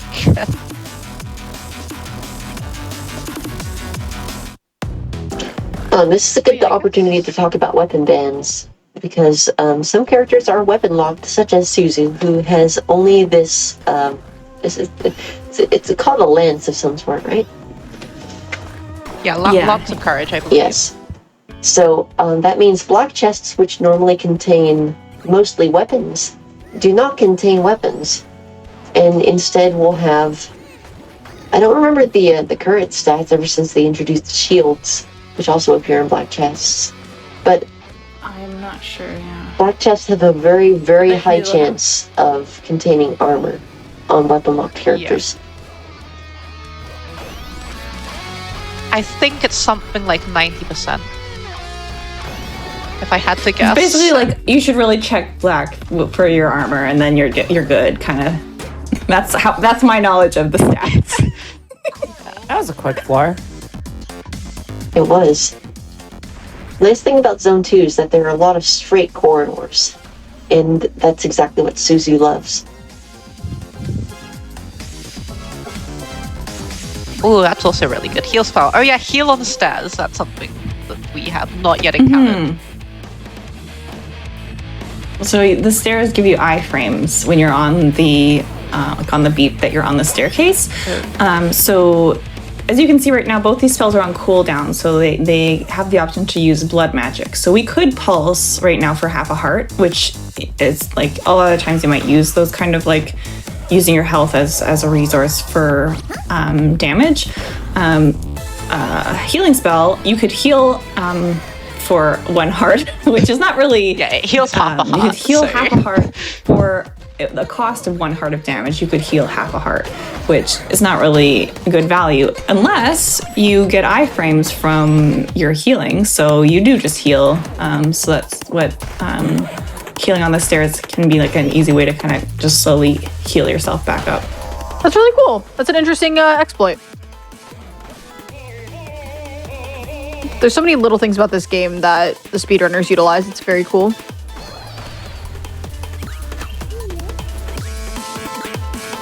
A quick kill on the food shop to get this gluttony charm, which we did use right away. So if you eat food while holding, I'm just going to interrupt you for a second health, because Deep Blue's on Suzu. sure. All right, new chest strat. Oh, right, you just. Yeah, because you do just infinite dash through damage them on your all. dash, so you kind of just walk up the middle. Just straight across. Yeah, what were you saying about the gluttony charm? Gluttony. So if you're at full health and you eat a food with gluttony charm, you'll basically just like overheal. So like if an apple which heals you for 1 heart, if you eat that with a gluttony charm, you'll just get an extra heart. So that's eating something like a ham, which is the biggest food that you can get, is really valuable with those kinds of charms because then you get extra. Yeah. Purple monkeys teleport you anywhere in the level, so sometimes you get to the lucky. beginning. Sometimes you do not. Nice I pulse. thought you went downstairs.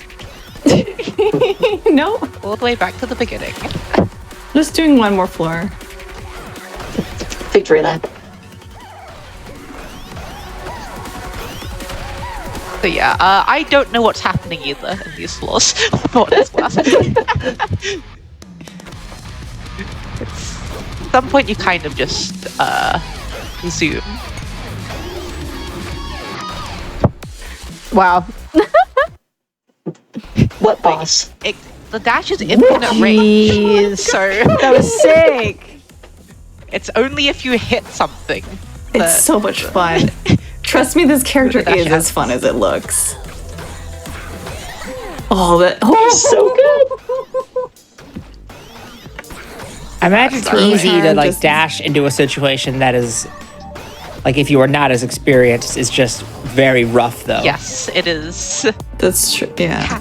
Can result in getting surrounded extremely Yeah. easily. Luckily, I have a lot of tankiness. Yeah, our build is really, like we got a lot of protection here. That's probably even a way to do that. But there we go. That's it. All right, we got GG. what? How many? 8 left. We're halfway. 1, 2, No. 3, 4, 5, 6, Yeah? 7, 8, 9. Over halfway, I think. Well, yeah. 1. Well, 17. It was gonna be either over or under, I guess. This is the 10th character. Oh, I guess you're right. Oh, we're on the 10th. Okay. The I never. think, right? Chanter was number 2, I think. Haunter is 2, yes. That sounds right. Yeah. So that's 10. 1, 2, 3, 4, 5, 6, 7, 8, 9, 10. So we got Bard. Yeah. Bard, no beat movement. So move as fast as your fingers let you. This one's such an interesting inversion of the gimmick of the game to just be like, all right, there you go, have fun. Yes, Bard has been described simultaneously as the hardest and the easiest character because you can move as often or as little as you want. You can plan your move out for 1 hour per beat, quote unquote, if you want to. But you can also mash so fast that you completely lose track of what you're doing and you're instantly dead. So it's a strange dichotomy. And Bard only has those two heart containers to start, which is why I put him so early, because no beat means you can take it really slowly, which is normally my Bard is put later in this run, but there's so many things that do 2 hearts of damage and just kill you instantly compared to the normal 3 hearts. Especially early on, yeah. Like, no, we don't have a torch. There's like things that can just spook you through the walls, like a minotaur jumping through the wall, easily to accidentally like get surrounded, and then yeah. Look at this though. Now I have some we got a lot of protection though. Safety, so I'm doing better.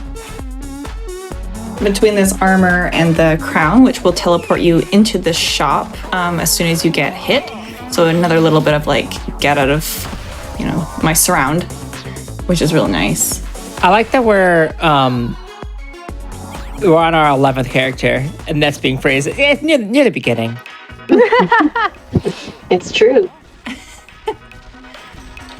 Oh, I didn't actually realize that before you would start dropping inputs if you mashed more than 12 per second, but now we can mash even higher. Oh, Grimmy. Grimmy is one of the devs for Synchrony. Hey, Grimmy. I recognize that name.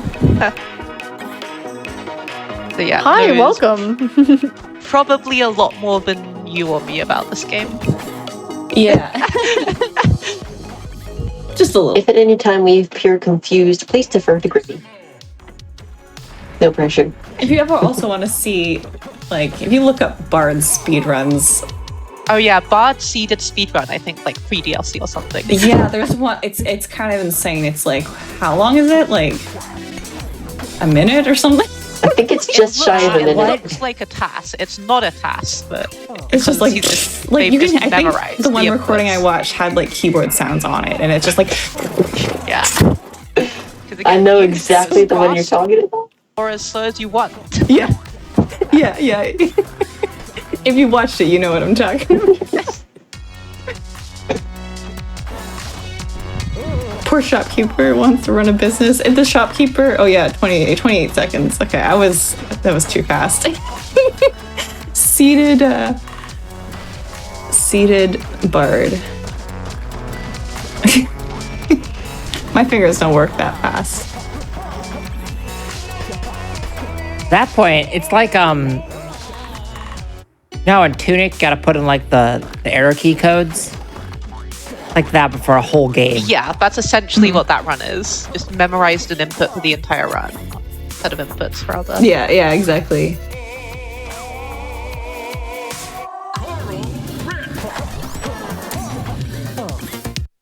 And So we've got this a cutlass, cutlass.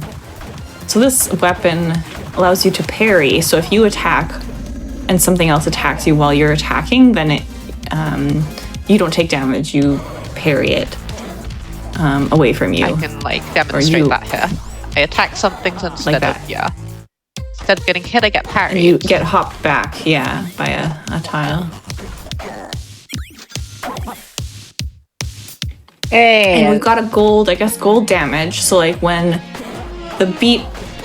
you pick up gold on that beat, you have infinite damage because this weapon is a gold weapon. So if you time things properly, then you can do opening a barrel or killing a mini boss on with just one hit. Because even though we've only got one damage normally, otherwise. then we have yet another method of infinite damage with this battle shovel, which will provide you with infinite damage to the beat after you dig a wall. That's funky. a lot of ways to get infinite damage. Doing damage is fun. I mean, what can you say? I've heard this. So, do you only get the flawless victory if you still beat it on the beat? Oh yeah, so what happened as is I Bard? Yeah. immediately went into the boss arena and ticked a wall, and that counts as missing a beat, even on Bard. So I did not get the flawless victory. You can also beat buffer on this character if you don't have 2 spells. So like right now you see the fireball spell says up and up plus right is like the hotkey. If we didn't have a fireball spell and pushed up plus right, then you would basically just lose a beat as if you were standing still on a normal character. So you can still like beat buffer, which can be useful sometimes if you do want to stand still intentionally, even though you're on a no beat character.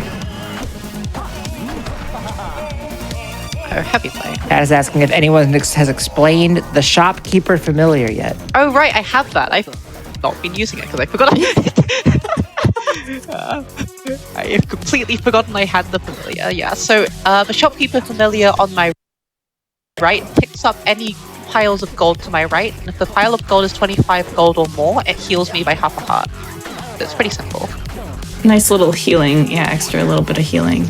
I will say though that the whole 25 gold or more bit is never actually explained, so you kind of have to learn that just by playing the game. Well, I mean, it's also just big pile visually. That's the... Yeah. Yeah, like a lot of these, like, you don't necessarily need to know that it's 25, but it's... Okay, chess. Time for more chess. This one's going less. You know, we just gotta learn the different strategies. Yeah, that one was a bit of a different chess approach. Like, if it's a little, like, actual pile of gold instead of just coins on the floor. I guess Freddy just needs to make money, right? Like, he's not going to exchange goods for too little of service, maybe. Maybe that's what it is. Oh, yeah. Okay. Oh, yeah. Freeze. It's okay. We're pretty tanky now. We can just vibe. We can just zoom. You have so much health. Once you get to zone 5 as Bard, you should basically be able to mash face. And if you can't mash face, you've probably done something wrong with how you've gotten your build.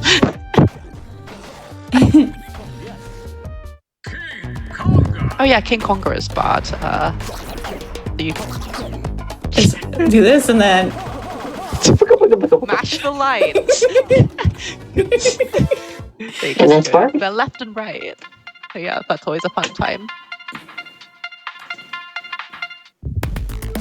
Hey. All right, number 12?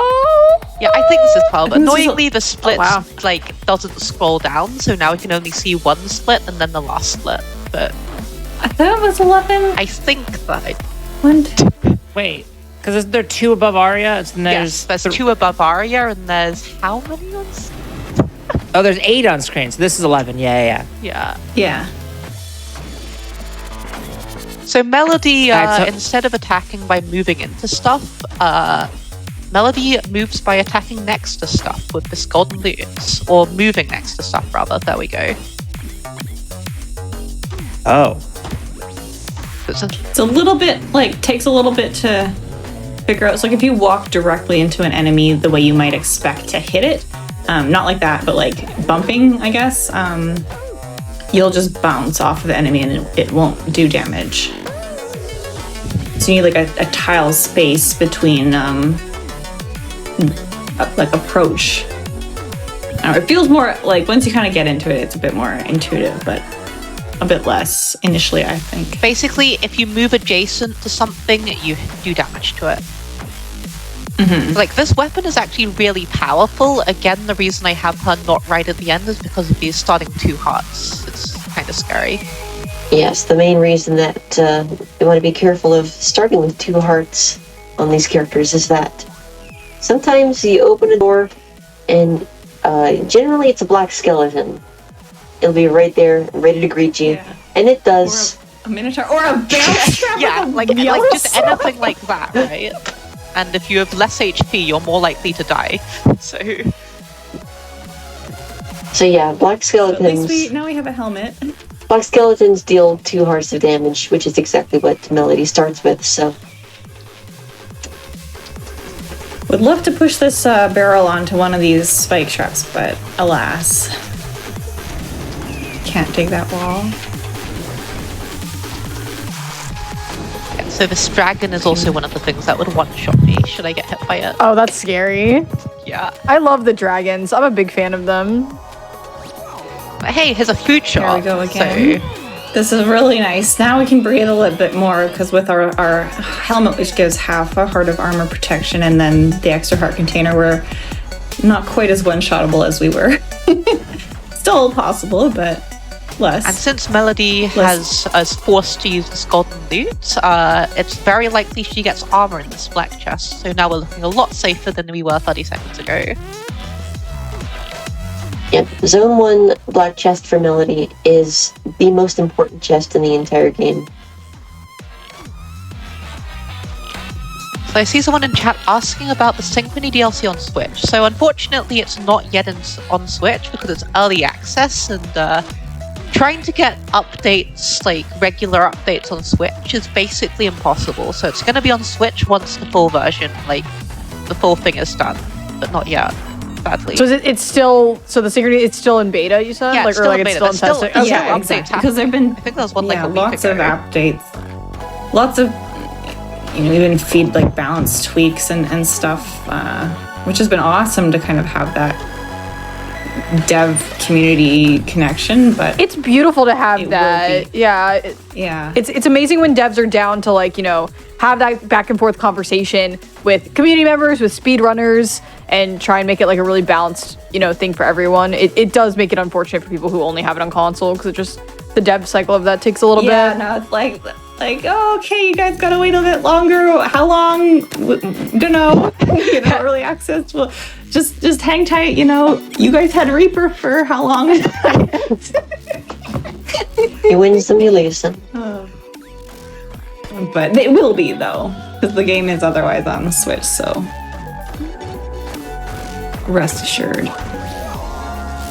The one thing I've picked up here is this Shovel of Courage. Now, Shovel of Courage means whenever you dig a wall, you move into it.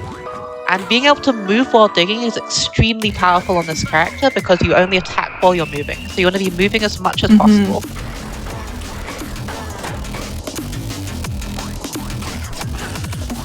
No Melody DM strats. Boo. Oh, right, I have a bomb. Oops. Could have done that. Oh well.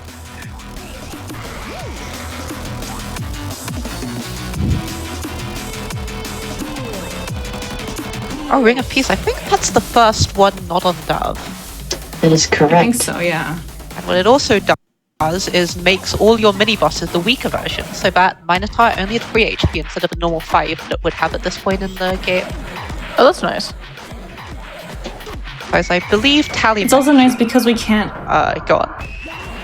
Oh, as I say, because we can't get any extra damage on our loot. We only ever do 1 damage. This is extra nice because now all the enemies have less health, so it's kind of like we got more damage. It's fake damage. There goes our torch. Don't worry. The glass breaking sound is always like, ah! But they know it was just our torch. Yeah. We didn't actually break other things. It wasn't a weapon. Or Yeah, I always immediately flick my eyes to the upper left and try to take quick inventory, figure out what I broke. Yeah, because in some cases it's your weapon. There are glass weapons in this game because of the setting. I've been trying to avoid them because glass breaks when you get hit, and if your weapon breaks, you now have no weapon and you can't attack anything. Yeah. So The best as you can experience imagine, it's when not ideal. people break their weapons and then they like still just manage to get to the next floor or like recover by going to a shop. That's so much fun. Yes, we see that a lot in You Synchrony can Racing. pick up your glass shard if you go back onto the same tile that you got hit on. But if you don't do that before exiting the level, then you just have no weapon. It's a fun time. Or sometimes your weapon gets your shard gets blown up by accident. Oh yeah, right. If there's in this zone, there are goblin bombers that drop a bomb when they're killed, and those can blow up your glass shard or whatever it is. You've got to be really careful about those if you're holding glass, that is.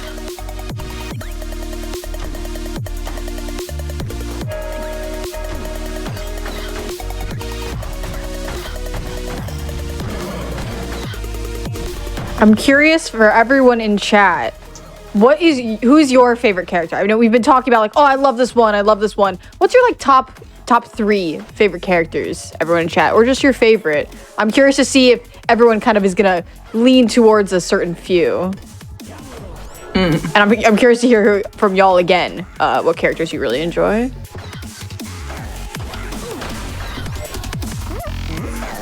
This will also be on the test. Yes. Yeah, There is a correct answer. If you answered monk, you are that is the wrong answer. Mora, what is the correct answer, Mora, from the official runner? The official runner, any answer that's not monk. Okay. Okay. Is I'm correct. down. Tally, what is your official answer? Suzu. Yeah, this is good. Winner bit. Gosh. I'm gonna be boring and say Cadence. It's true. You're allowed this. Listen, if it's good, it's good. Seeing a lot of melodies in the chat, which is cool. I liked Ghosty Friend. Ghosty Friend, Reaper was pretty Reaper sweet. was definitely my favorite in terms of look at all the cute Reaper- Ghosty Friends. Reaper and Susie were the two where I'm like, those seem like ones that I should try out. I do want to make a bunch of friends and then dash along. Right?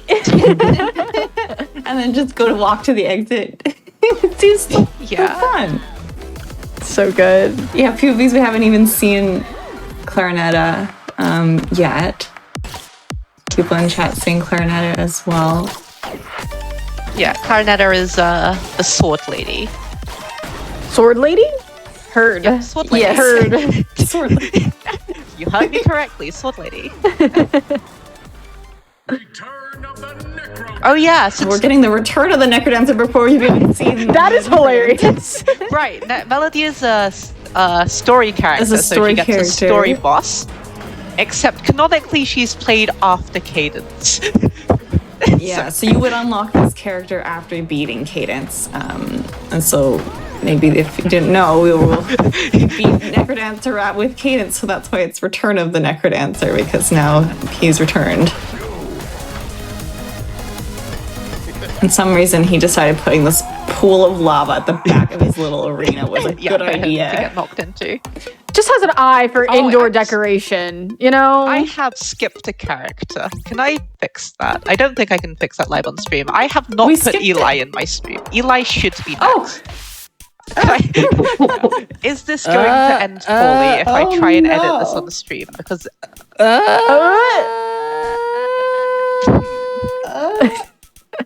we're at the end. So we can delete all the other characters. Oh, I hate every. Okay. Well, Eli, no, it broke everything. So, all right. Well, Broke everything. all right. Well, we can see what characters we have left. That's yes. It's now a character counter. On the bright side, there is a timer on the GDQ stream, so there we have exactly. Well, there's also the We do still have our speed. We have the big timer. timer. Yeah. speedrun timer is the in-game time without load, so without the breaks we've been taking. As well, Yeah. because Yeah. I've been sitting in the menu for a while, as you can see. All right, we're gonna run into Eli now. Are we Yeah, ready? Eli. Now that Oh, we've. God. Uh-oh. Everything. Oh no! Yeah, so this mod was pretty pretty recent. So hopefully this works on a save and quit. Everything is fine. Right, save and quit. Don't worry, this is all part of the stream experience. This is fine. Everything's going to be Everyone okay. forget about Eli. Poor- Eli was forgotten about. I think we just have to blame Eli at this point. Yeah, it's all Eli's fault. Eli Yeah, is it's not the your new fault. Incorrect character. But yeah, this is what the save and quit feature is for. Previously, I would have just lost the run if the game crashed. Oh, it's crashed again. God. Don't worry. all right. Well, Court, do we have any announcements? We definitely do, and it is almost time for our second break, so we could just do it right now. Doesn't that sound awesome? Wow, it's rules. Good timing. How Okay. convenient. So before we go to our second break that was completely and totally planned, I just want to let everyone know, if you are having a fun time with this chaos right now, you can get to this show every other Monday evening at 10 p.m. And if you're interested in joining the FF Discord, do !FF in the chat and learn about that. All right, we'll see you later when the game gets back up in a bit. Bye. Cool. Woo!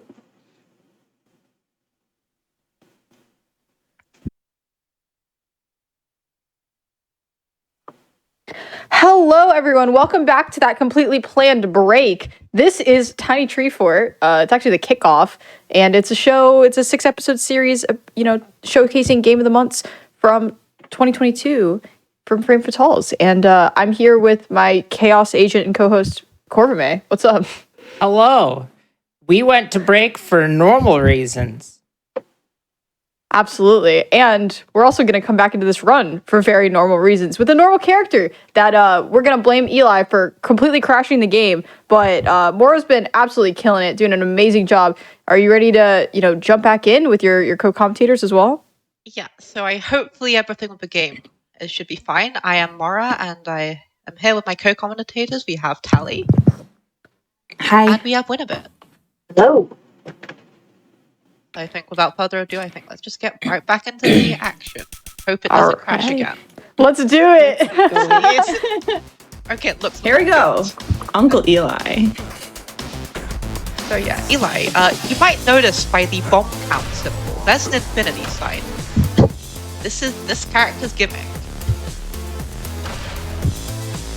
We've got only bombs.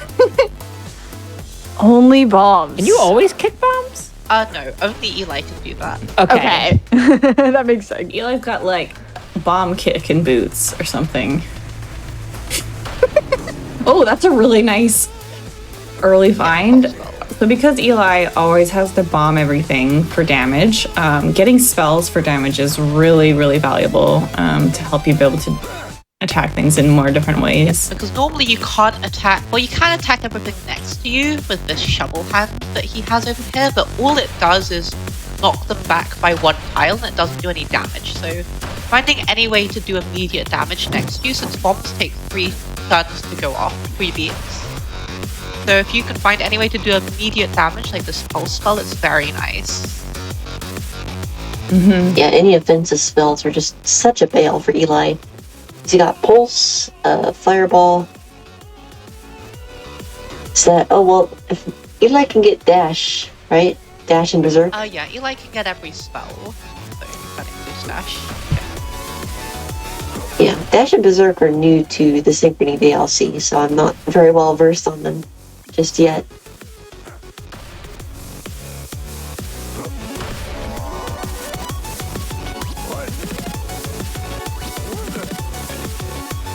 It's so interesting.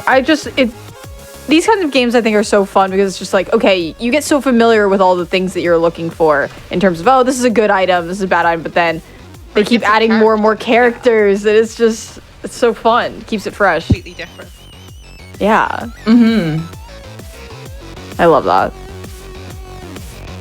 The item. Nice. We got our money. We're gonna go back and buy this miner's cap. Yeah, so this is another Which will be really very good item for Eli. It, as I mentioned earlier, it digs any walls for next to you, which gives you a lot more maneuverability to just, kick bombs at enemies. Wait, do you have to... actually, I've never looked at this with the dynamic character sprites because Eli has a hat, so it looks like it's like a cowboy hat. It's really cute. I like it. It does look like a little cowboy hat. Yeehaw. Yeehaw, miner's cap. Yeehaws in chat. I love it. Do you have to bomb doors as well, or did I... You could open doors normally. You don't need Okay. to attack a door to open. I don't know how you open doors. You want to get a second miner's cap? Nope. Yeah. Oh.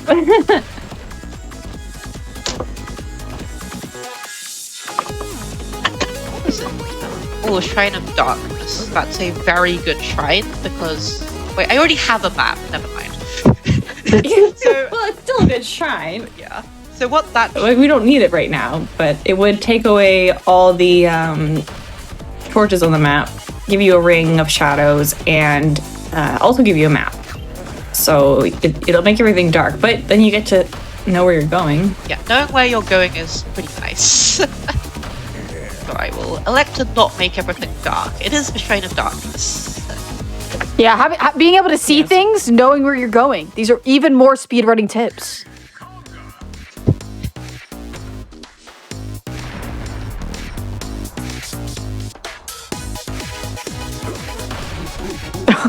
yeah, I guess the thing I did there. So we're just the King Konga, normally you have to kill all the Konga lines before King Konga gets off his throne.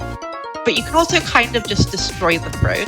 Yeah, you just like what? You can blow up the Just throne, and then kick King them Konga out. will Okay. get angry at you. That was great. Waiting for you to kill all the lines. Well, what do you know? There's Berserk Spell. So yeah. Berserk Spell with Miner's Cap is really silly. So just Let's go, everyone. Just kill everything You else. just keep going. You keep going until you hit a wall that you can't dig, and which in this case is not a lot of walls. Infernal Torch and Miner's Cap is even better, honestly. So you just walk because, past these wall torches, and they will essentially cast Greater Fireball, which is like 8 damage. I could use that. Why not? There's 2 free items here. Pawnbroker. So you can sell things to the pawnbroker, and if you sell 2 items to the pawnbroker will sell you back some items. This is. Why didn't you pick up both of them at the same? Oh, that would have been. In the. I was wondering why you were gonna I'm like, are you selling your Miner's Cap? Is there some meta that I don't know about No, I here? was just. But no, Yeah, you can carry both a head slot and a torch at the same time. So you hit the here. Pawnbroker sold me some and stuff. it's garbage. Well, we got some shoes for a bit of armor, but Yeah. that was Yeah, I guess we could. Eli put just item looks pools, so much more jacked now True. with the armor. yeah. But this it's a shoulder pads. Yeah, those Yeah. it's a style. It choice. absolutely is a look. Yeah, he looks like he's ready to play linebacker. You know what? Instead of Eli ranking characters by Becker. how fun they are to play, we should just rank them on their fashion choices. Who is the most fashionable character? I'd say Bolt is pretty high up there. It would have to be Do the Clarinet, right? We haven't seen her yet. Ooh, I'll be on the Ooh. lookout. I was gonna say Nocturna. Oh, not Do the Planet souls Bossing. count as fashion items? They're accessories, 100%. Then 100%. then, yeah. Everything that's floating around you is a fashion accessory. Like this piece of chicken. Like, come on. It's got to Who are you synergize. wearing, Well, KFC? then that's like a runner choice, I guess. Than necessarily because every run you get a different look, right? Yeah. So we shouldn't be doing this about speed. It should just all be about aesthetics. Hold on, we've been picking the wrong items this is whole fine time. That makes, because with our most recent racing season, there was a prize for the season winner that was included some custom art of their character along with their build that they finished, they cleared that final run with. And I can't remember who it it was by, but it was. I think. But what ended up happening was the person who was in the lead, and I think they were quite ahead, and somebody had died maybe, and had a lot of money. There was a shop, a buy item shop right at the last level, and sort of spent some time readjusting the build to get the items that to show up in the art. Be like, oh, I want to sell my my this and get my sunglasses and switch it out. And it was just a bit of shopping for the fashion part. That was really funny. That, here, let me just make sure I've got some items that I want. When we were speaking about Remember fashion, that. it's exactly that. What a great season that was. Yeah, if people are interested in watching more of this, where's the best place for them to, watch those races you're talking about or get more involved in the community? I feel like it's a great time you all can talk about that. Yeah, if you go to condor.live is our website that has all the links to the Discord, the Twitch, and different servers and info on our different events. Because Condor is kind of the name of our racing communities, kind of a crypt of the NecroDancer online racing. We love our backronyms. They're so good. You got Condor, and then There's also the We got Crow, which is Crypt racing on weeknights. okay, that's cute. Hold on, I'm There's a- interested. There's the one for the Cadence of Hyrule as well, right? Wrench. Chance of Hyrule is Kahoot. Kahoot. Yes, I knew Yes. Kahoot. I love that one. I actually can't. I don't. And then we've got our like junior league racing. So if you're newer to the racing community, well, Crow is a great kind of entry point because it's really casual. But if you want to do a bit more formal racing, Conduit is our junior league racing. So if you can clear the game, then that's kind of like the bar for entry, and that stands for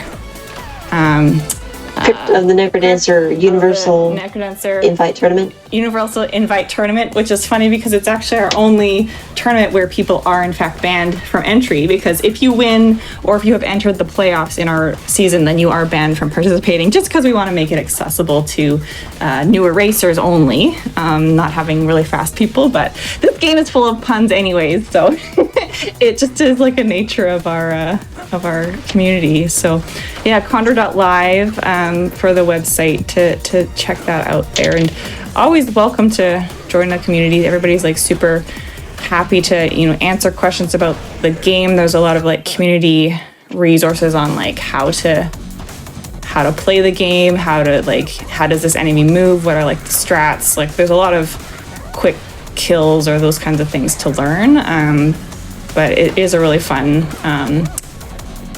community. And we also try to do like more fun events in addition to like the more serious sort of racing seasons.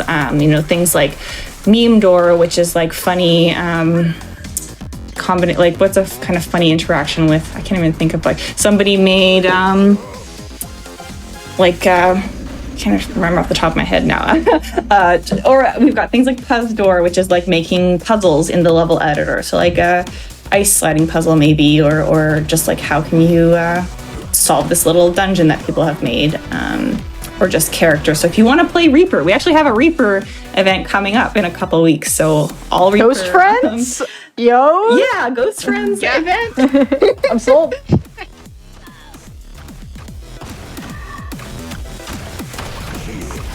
So Zone 5 as Eli is a thing, because most characters you can use this electric wire and deal AoE damage to anything touching that you hit. But Eli doesn't do damage to the thing it hits, so makes it a lot harder to deal with just the mass swarms of enemies here.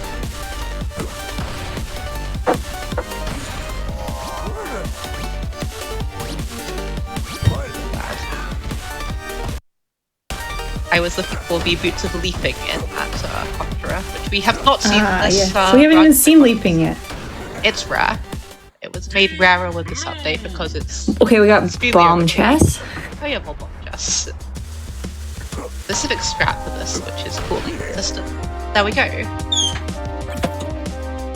GG on Eli.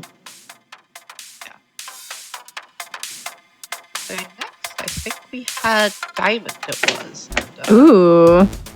instead of having all the fancy spells and like items and whatever, instead you can just move diagonally. So you press like, I'm just pressing up and Yeah, the moving diagonally is so funky. it is. Yeah, this character hurts my brain. Probably more than This any would be other. my second favorite behind Suzu, I think. I think a lot of my, other than like fun to play, I'm not very good at Diamond, but watching Diamond at high level really fast is so much fun, especially when you have the build and like in Zone 4 you just go straight diagonally. It's just so satisfying. You just like, Yes. We might get to see that here, depending on what the seed gives me.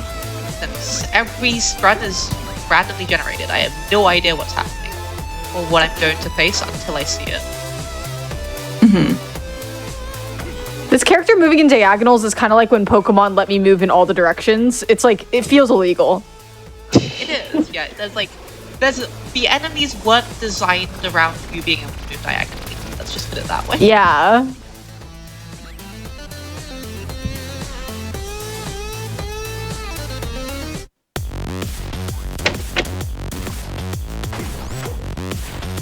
yeah, so you can do a lot of scooting, like digging into a diagonal wall corner, which like locks enemies out of like you're kind of locked yourself in the room, and the enemies can't enter because they can't move Yeah, diagonally. most enemies cannot move diagonally. Yeah. Oh, we're gonna do this some is also dragon the first wrangling time here. this has happened this run, which is pretty surprising. Yeah, a lot of firsts like late into the run here. So by using the dragon to aggro Freddy, he was right in the middle of his song, and then he got a fireball to the face. He gets spooked for a little while, so we can force him out of his own shop, which then makes all the items free. And as long as he doesn't die to the environment, oh, nice. He will still be alive next floor, which is great because now we've stolen the items and oh, that's I want both of those. We still have our shops, which is valuable, right? Because as soon as you kill the shop, then you're kind of committing to not getting any more items from the shop, of course. We see how Freddy is still alive. Yep. Makes sense. Oh yeah, And they're there's actually killed Freddy. That's not something I mentioned. I don't actually know where that's from. I just keep forgetting that you're just scooting through the diags, you know? Like, I'm like, oh, there's a wall there, and you're just, bloop. It's great. So the Spring of Courage means whenever I kill something, I move in the tile I attack. So usually, like, well, you see here.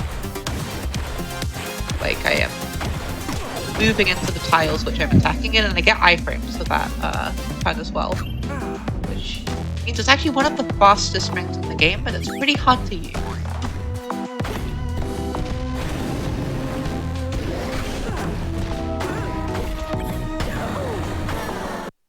That was a messy done. room. Voices.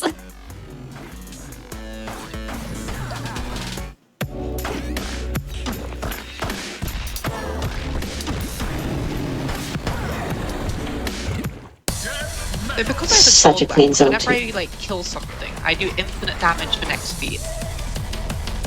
And if I move into something after killing it, then I can chain infinite damage hits if Oh. I'm really careful.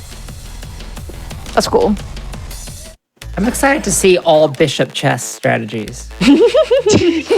True. Yes, that is, yeah.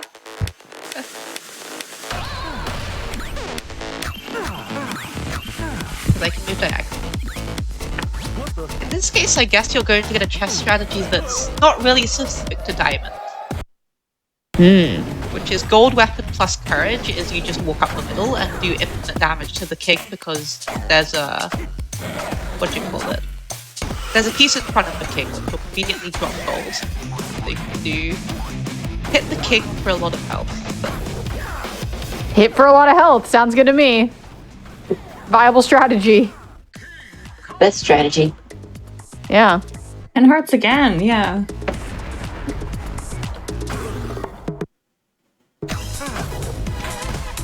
The King Kong track's so good. Is that the first Ozuma strat we've seen? Continuous. That is. Again, Nice. Another first. So that strat, if you bomb and then drop a beat, I think it like, what is it? It like It's bomb damages the throne and, yeah, bomb, like it damages the throne and King Konga like in the same, or he moves off, yeah. And it, Yeah, technically, maybe I'm explaining that poorly. every tile that a bomb hits does not hit at the exact same instant. It goes in order from like the first column 1, 2, 3, top to bottom, and then the second column 4, 5, 6, top to bottom, and then the third column. And what that strat does is pull King Konga off the throne and puts him in the middle of the explosion. And when the explosion goes off, the bomb destroys the throne first, which puts him into phase 2, and then it immediately hits King Konga himself.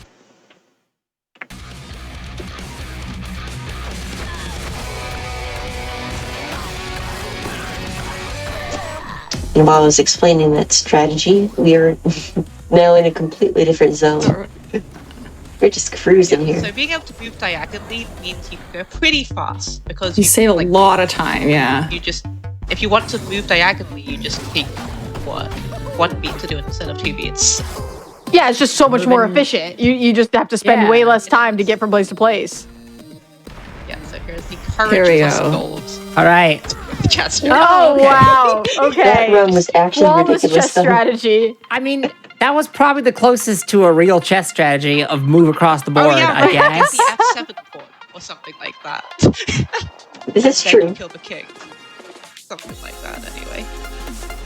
All right. Sword Oh. lady. Sword lady time, yes.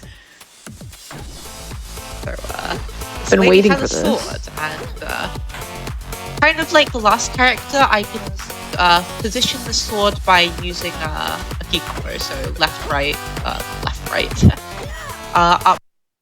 right, up, left, down, right, down, left. That's where the sword goes.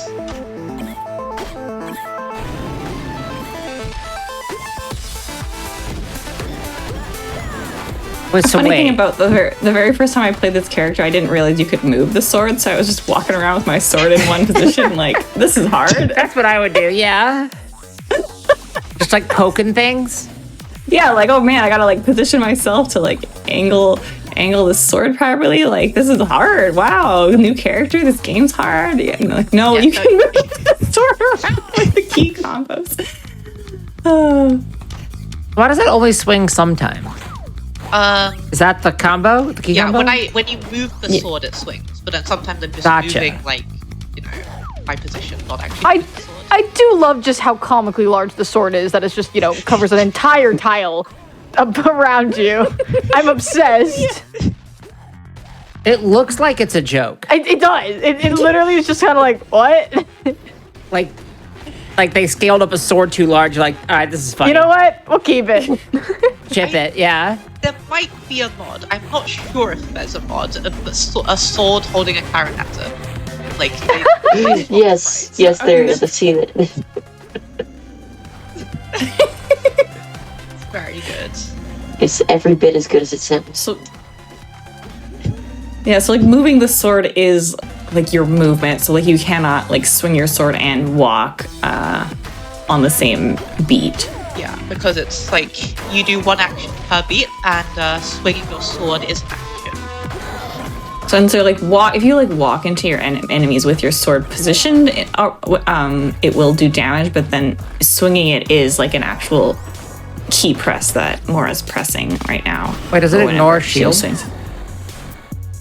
I think it kind of like so it swings like it depends on the angle that it swings. So you're kind of like hitting the enemy like from the side. It works how you like. Wait, no, it doesn't work how you think a sword's going to work. It's weirder than that. Depends on how you think swords work. Yes, exactly. I don't know anymore. And by the way, it's also worth mentioning that the gosh, I guess it wasn't worth mentioning enough for me to remember what I was going to say. Oh yeah, the oh, I lost it again. It's been a long night. There's a lot going on, it's great. God, I'm not over the animation of swinging the sword. It's just still so funny to me. I love it. How big this sword is. I got You'll it. be able to see it. It's- Oh, you can still see it. So that's the Shrine of Darkness, and it makes everything dark. Well, not for long. Oh my god, courage. that This is it? going to be extra silly. Bit. But yeah, it's worth noting that if you hold the sword still, it acts as an inanimate object. And so, in enemies and stuff, like if there's the runaway minotaur or something, if you hold the sword still, it'll just run into it. Like a wall. Exactly. Oh, is or it dark something. forever? All right, sword Yeah, chess but- strategy is have a sword. Got it? Got Okay. it. I'll bring that to my next chess match. I'll just simply have a sword. So the reason everything is like dark, it feels dark here, but it's like kind of dark, but not super dark, is because all of the torches have been deleted off of the walls of the map. So everything's still kind of dim, but we can see where we're going because we do have like the map Okay. item, which sort of like draws out the like walls and stuff. So you're kind of like walking on the map a bit. And this also works in that enemy aggro is lower, so enemies will not aggro on you as quickly because they're in the dark further away. They won't see you. If you have like a torch that's really high brightness, then enemies will see you from further away, and then you can have swarms of enemies coming after you, which is not great. So you may notice I used to be doing a bunch of damage, but that's gone all the way back down to 1. And that's because the damage I had was in the form of a spike fizz, which is +2 damage, but as soon as you drop a beat, they disappear, they break. Or as we like to call them in the community, ear muffins. Ear? What? I don't know why I don't know, ear muffins. Okay. They're ear muffins.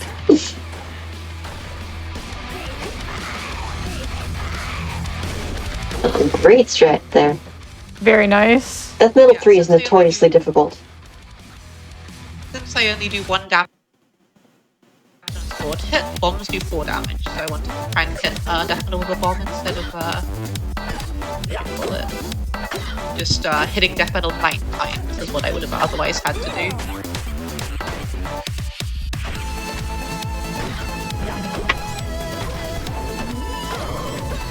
Oh. I guess we've never explained the goo. I think that was what happened there.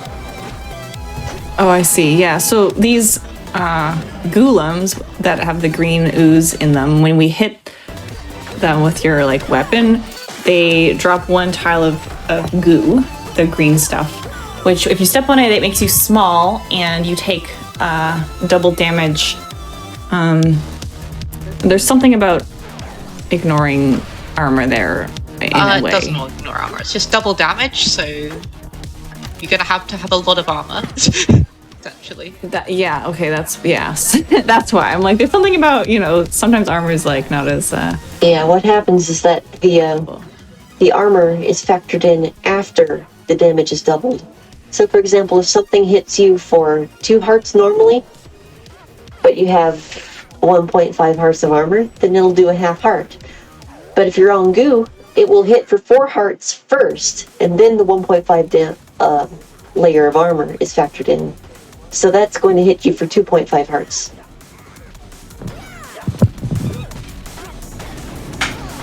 Is it a tiny sword or is it a regular sized sword when we're on goo? Okay, now I need to go on goo. I need testing that. It's a tiny, huge sword. I don't know. I don't think there's any more golems left. Oh, there's goo over here. This is definitely optimal for the speedrun. Science. With this blade master. No, okay, the sword does get smaller. It'd be really funny if the sword didn't get smaller, but I guess you can't attack, so it makes sense. That would be so funny. Okay, next mod, because we have the possibility with Synchrony. You can basically that's one of the coolest parts about this update, and the building the game from the ground up again. Like, if you think anything, that would be funny, that would be cool, it's possible to implement it. Whereas before that was not the case. It's just really fun.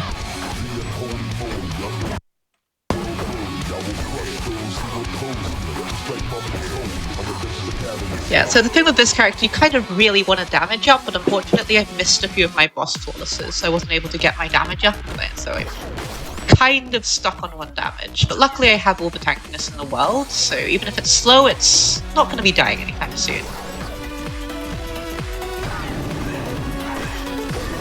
If this was pre-amplified, then the Re-Encourage would actually be dealing 1 extra damage for you right now.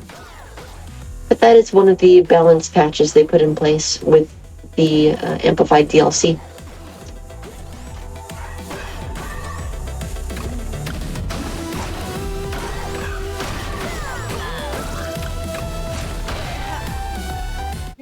Yes, so Clarinetta also has, we were talking about, locked weapons before. Some characters do also have, armor that they just come with. Yeah. So you can see, on the body slot there, we haven't seen that before because that is, Clarinetta's special armor. I guess, so that's, a fashion choice, I guess, she's, been the armors in the Crypt are just not really my taste, so, came with her own style, which I respect it. BYOA, bring your own armor. Uh-huh.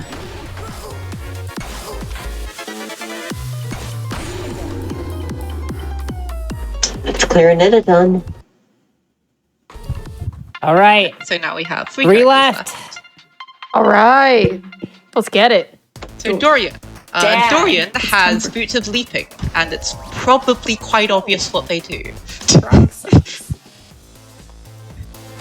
Yeah. We're leaping. Frog socks. We're jumping. That makes sense to me. That makes a lot more sense than ear muffins. Ear muffins are just like earmuffs, but cuter. But why is I remain confused. The community has made a few silly names for something. Some make a lot more sense than others. So I guess Dorian's another fashionista because he's also got like armor locked on his own armor. I mean, the frog boots are very stylish. Yeah, they are. I like with the toes and stuff. See, it's like really- the running shoes that have the toes. Yeah, exactly. Dorian is the type of person who would wear those, unironically.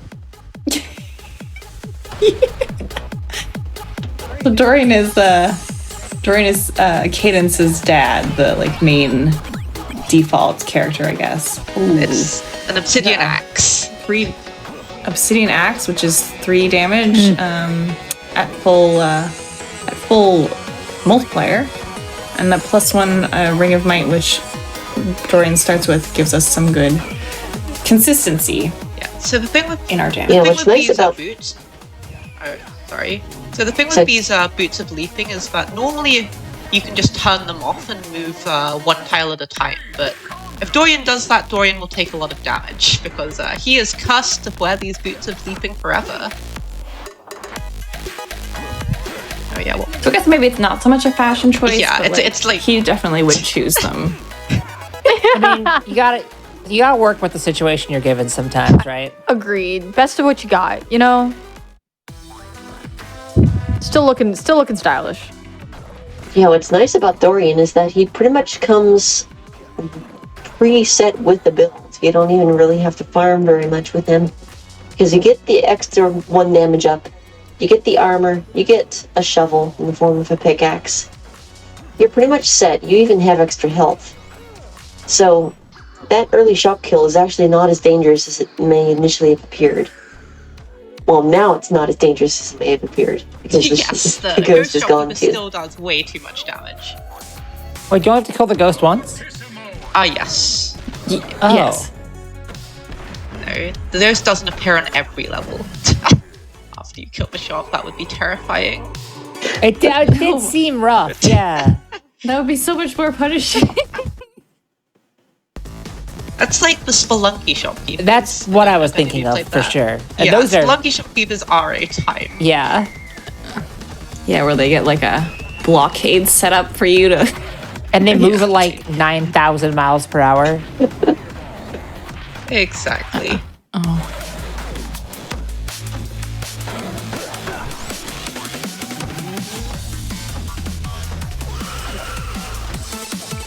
Hey, you're just cruising through this.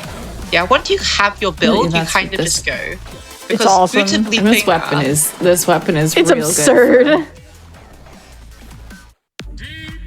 yeah, you can move and All attack. right, chest strat. Let's see Here we it. go, here we go. Kind of hard to know where you're moving. when It's you're just moving 2 times. you're just en passanting your way to victory. Oh, en passant. Oh, the devs implemented en passant. So if you move past a pawn, you can actually get en passanted as this character. That's incredible. I love that so much. That's actually something I could show off at this time at the end because it is very. I would funny, love to see that. because that takes like 5 seconds to show. It's even an achievement in game because the devs That's want so to show off that they good. coded it. I love that. So we have been teaching you chess for a reason. Yeah. No, en passant is an actual chess thing. as I didn't opposed know to it was the long con. I thought this was a bit the whole time, but it's real. I did mention earlier that I don't know how to play chess, and that does remain true. I just have like a weird, somewhat knowledge of various chess terms, but I don't understand how the game works at all. But you've been learning. You've been learning now, though. That's true. That's true. Well, the problem is that I didn't know that you could have bombs. True. Easy misconception about chess. Like, you should really watch some like high-level chess tournaments because it's really amazing and very dramatic. Evidently. You know, it reminded me of that one video that they made with like the Mega Chessatron and all that. Incredible. This is so great. It's been such an educational run. Is the right thing, right?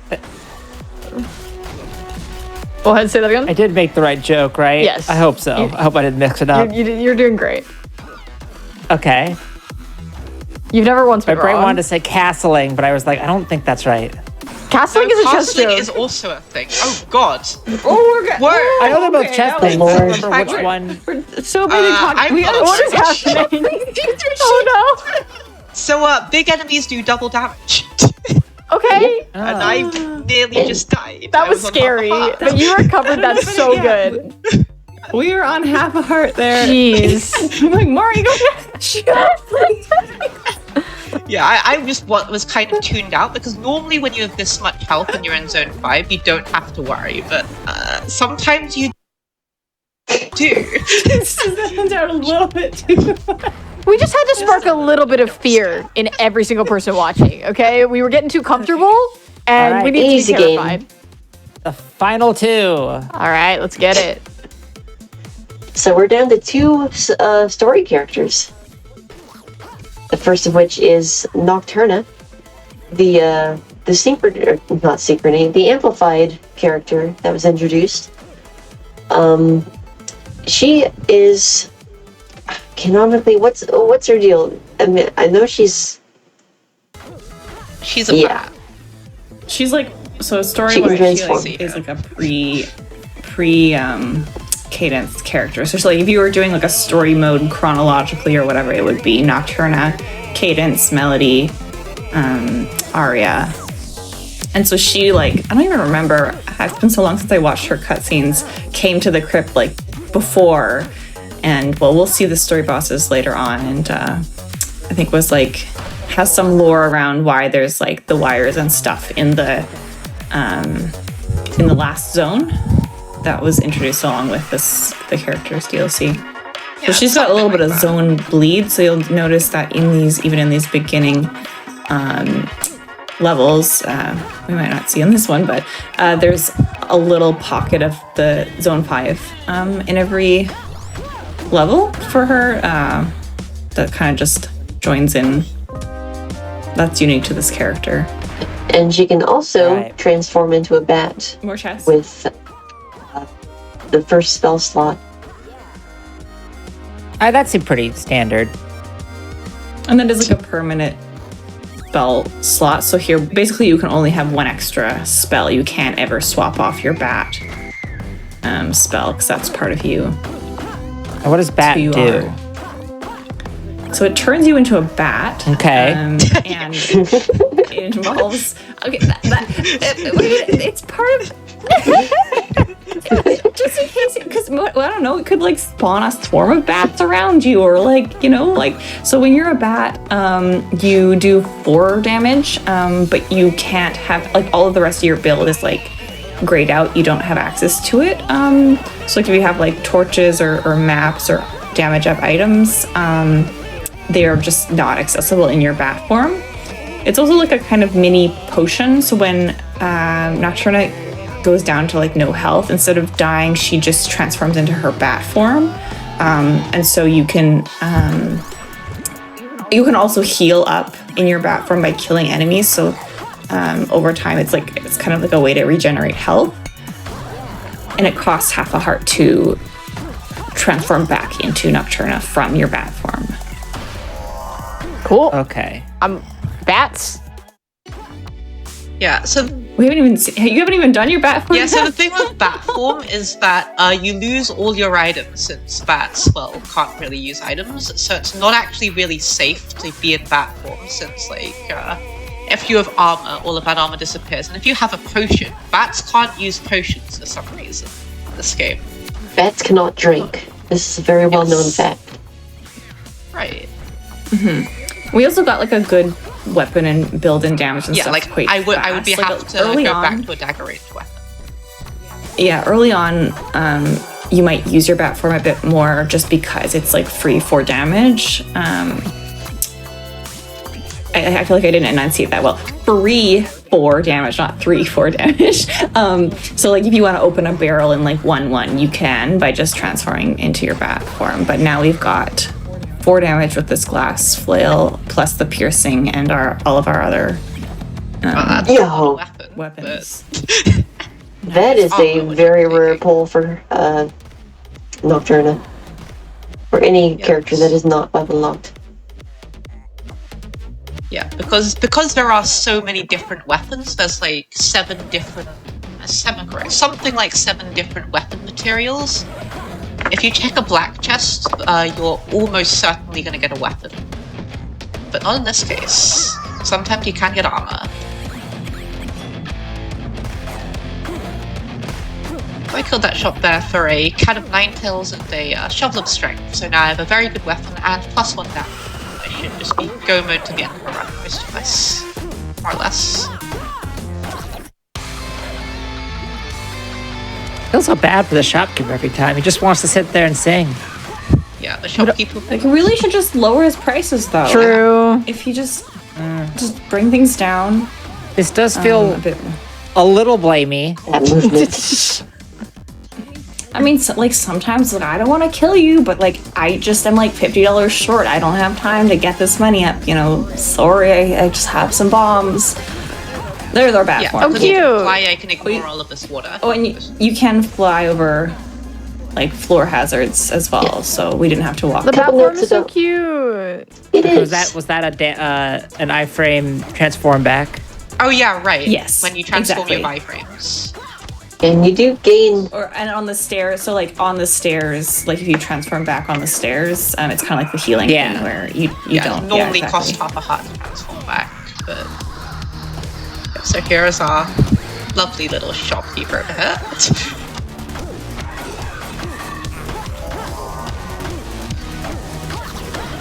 Alright, that's a better weapon.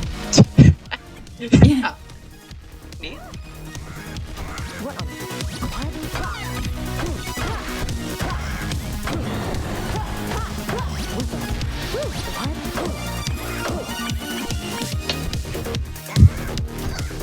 Tapping the ring, the Shrine of Peace there, refills your health and gives you 1 extra heart container, but it does remove your weapon. So Mora smartly used the base cat that she was going to swap off of anyway as the weapon swap, and then went back to pick up the rapier. Yeah, and the Zone 5 bleed can kind of make exit rooms very chaotic, like that one was. And each set of enemies is designed around their own zone, and just kind of mixing the zones creates an extra little bit of spice. Indeed. Oh. Right.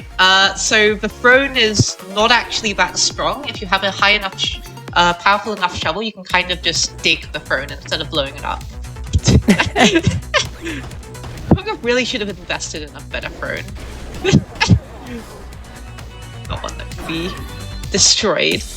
Where is he gonna get a better throne? The shopkeeper's dead. I feel like special order it maybe. Like, does the shopkeeper he gets like a better quality throne? It's not just like readily available in the market, you know. You have to go to like the throne supplier. I've never seen one of those in this game. Thrones are us. That's why it's like a special order kind of thing. So we are coming up on the first of 2 story bosses for this character, and this is by far my favorite pun in the game. Yeah, it's coming up now. This is also my favorite song. Okay. Yep. That's pretty good. It's so good. This is great. And yeah, there's a lot of things happening that we probably won't all be able to explain, but basically you have to, those generators, you have to deactivate them to get the shield off Frankenstein way, and then just mash face. And then he's getting all his limbs ripped off. As you do. This seems like this is a very complex boss. I'm used to just like you waltz up and you hit them and then leave. This is like very involved. Nice. It is, yes. Nice job. Yeah, there are like 3 or 4 phases, and they're pretty much all mandatory. And now we got the conductor, who I guess is why we got electricity in the new zone too. All these little conducting wires.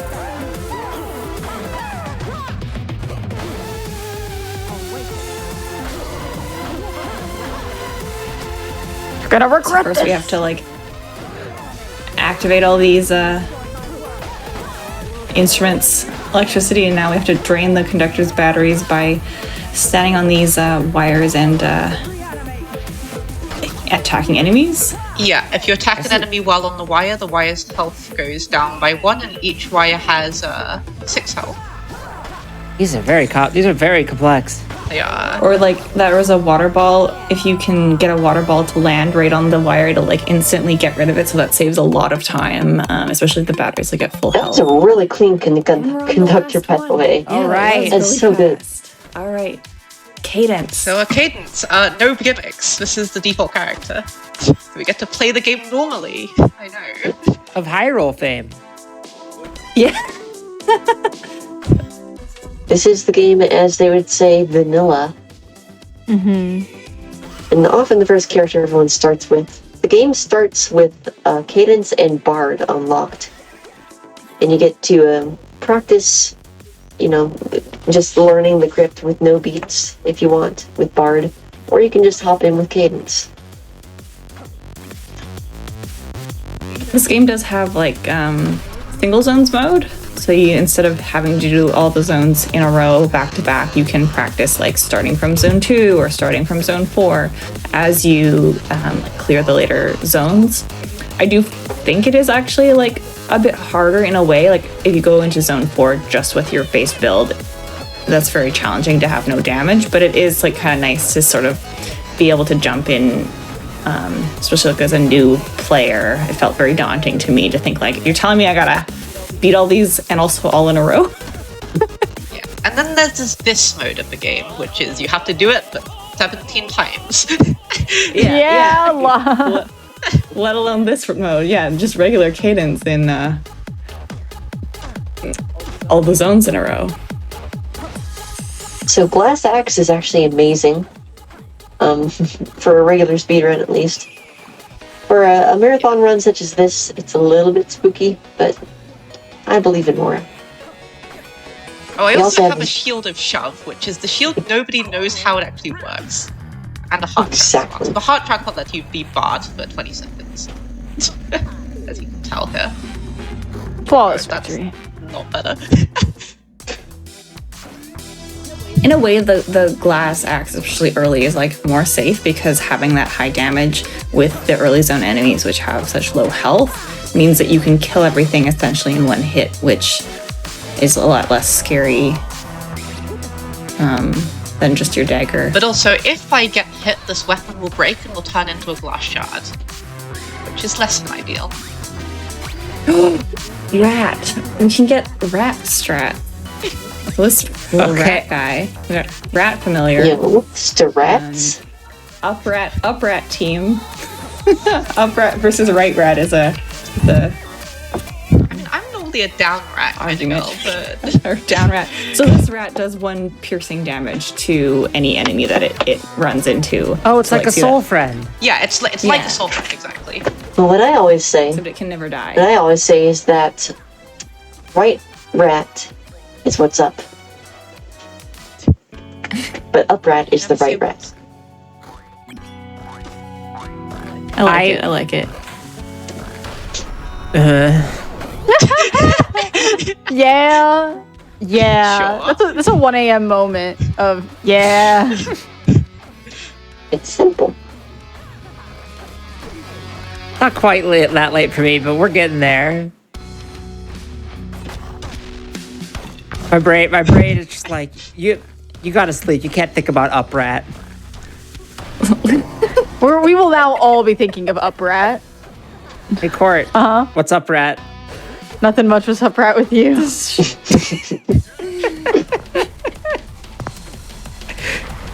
So yeah, the thing the shove shield does, if I actually ever get to use it, I don't think I'm gonna use it. If you move into an enemy and you move them into a wall, they die. So there's some funky stuff you can do with that.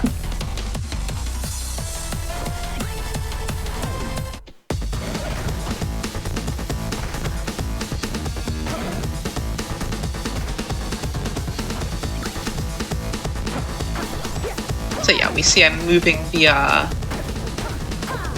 enemies backwards. How does what makes the blood ones bloody? That's a good question. I guess the enchantment? Like, No, whoever it's- enchanted its blood? Sorry, I phrased that bad. What do they do? Oh. Right, they give you health regen every 10 kills. Every 10 kills, you Okay. regen half a heart. Including the shovel? Oh no, No. the shovel is different. That's for blood weapons. Blood shovels, you can take damage to dig any wall at all. So you can dig a shop. Oh, right. This was explained Yeah, so earlier, that's like and I when just that forgot. monk has that. That's okay, we got a lot of stuff that's happened. You know what? I think it's funny that I just interpreted your question. I feel like a lot of times we end up asking silly questions like that, like what is the origin of the blood on the blood weapons? I'm like, yep, that's a normal question to ask, and I'm just gonna answer you. Oh, you can dash now. Yeah, that is the dash spell. You can see the icon currently. Oh, We'll see the origins of this spell later on in this run. that is not the same as. Okay, not as dashy as Suzu Dash. No. Yes, that's right. It's only 5 tiles, not infinite. 8 if you have Ring of Mana. Which gets extra fun, especially on the chess set. Blood shovel healing 0.5 every 10 digs. Imagine if that was in the. That's what I figured before it was explained to me. I was like, oh yeah, I guess that heals you on digs then. That seems good. That Does seems- imply that the seems good. walls are full of blood? Every 10 digs, you just.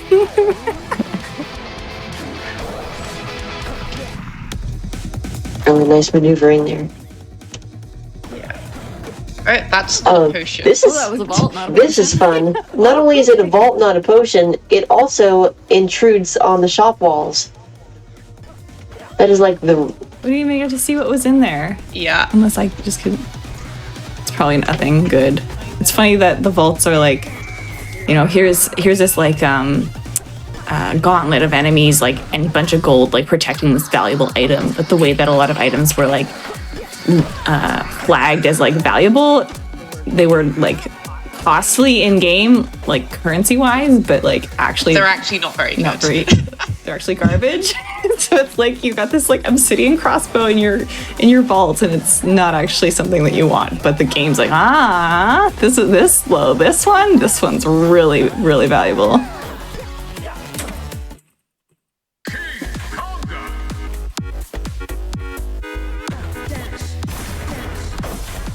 Yeah, so you can use dash to move. We didn't even get to learn about chess this round. Oh yeah, Aw. since there's a story boss, you only Yeah, get so 4 because of the there's a bosses. story boss, it will delete one of the random. You won't get to see all 5 Bad RNG. boss possibilities. Dang. Yeah, so 1 in 5. I think yeah. we probably had our fill of chess I think we strats. learned a lot about chess. we need time to absorb. Yes. Well, we could have had the final chess challenge where we had to put together all the skills we learned. And by that I mean That's use after a the bomb. run. By that I mean use a bomb. Yep, exactly. I never got to see grenade strats. Yeah, grenade. We never got to see grenade chess. Oh yeah, we would have if it was a charm. There was a couple times it was an item, but I skipped it because I wanted to carry a different item like these cookies I have here. Ah, grenade chest, the most dangerous game.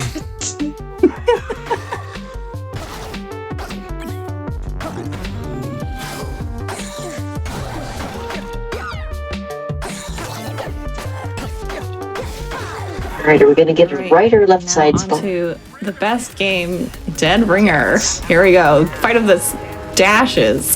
Yeah, so Dead Ringer, that's a complicated fight. Basically, you ring all the 4 bells, and then eventually Dead Ringer charges into the gong up top. This is a strat. This Is it? more a strat. I like it. Yeah. Yeah, so I'm trying to line Dead Ringer up horizontally. It's not going very well.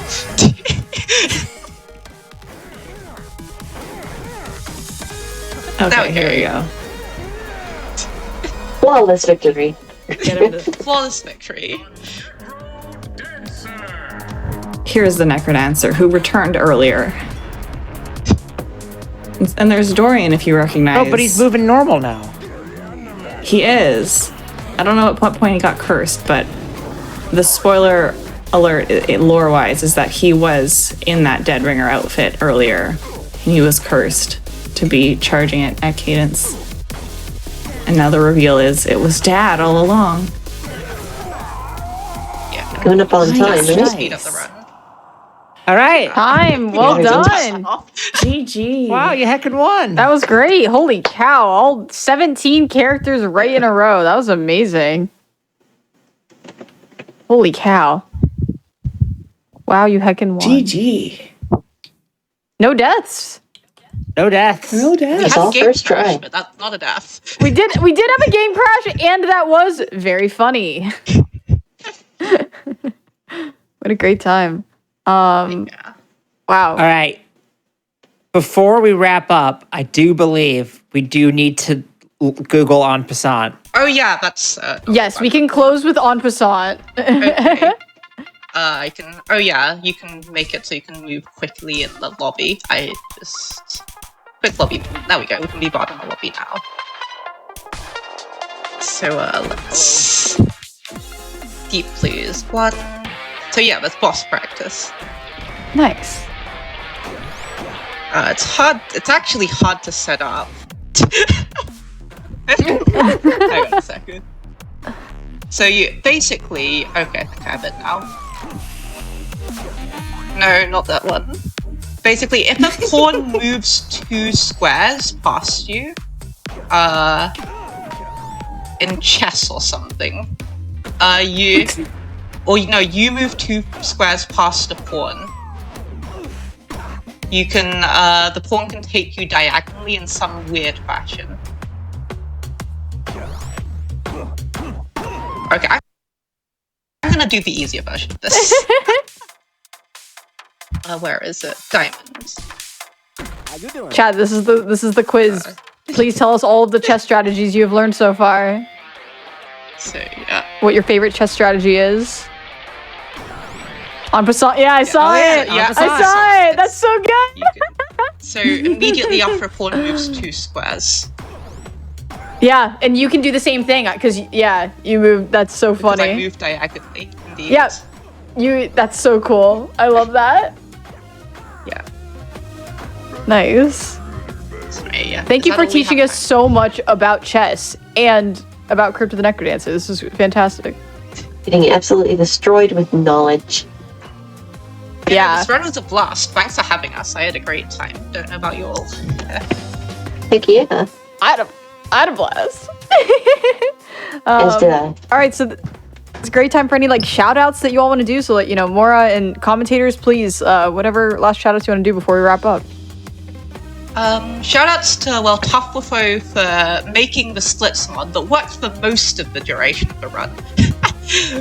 I suppose. And then also shout outs to Condor as well. They run the racing events and also host a Discord where you'll find most of the active speedrunners of the Crypt of the NecroDancer. I don't know if we can post links in this chat, but Condor is a great time. Yeah, shout out. So I was going to shout out Condor as well. Again, like Condor.live. Our next event is on Saturday, March 23rd at 2 p.m. Eastern time. That's usually our slot Saturdays at 2 p.m. Eastern. Over on Elad Difficult's channel is generally why they are there, but Condor.live is where you can find like all of our links, and would love to have you tune in or even join some of our events. That next event is the Reaper Door, so if you want to watch some friends gathering and walk to stairs racing, you could tune in then. Always a good time. Court, you got any last set of announcements?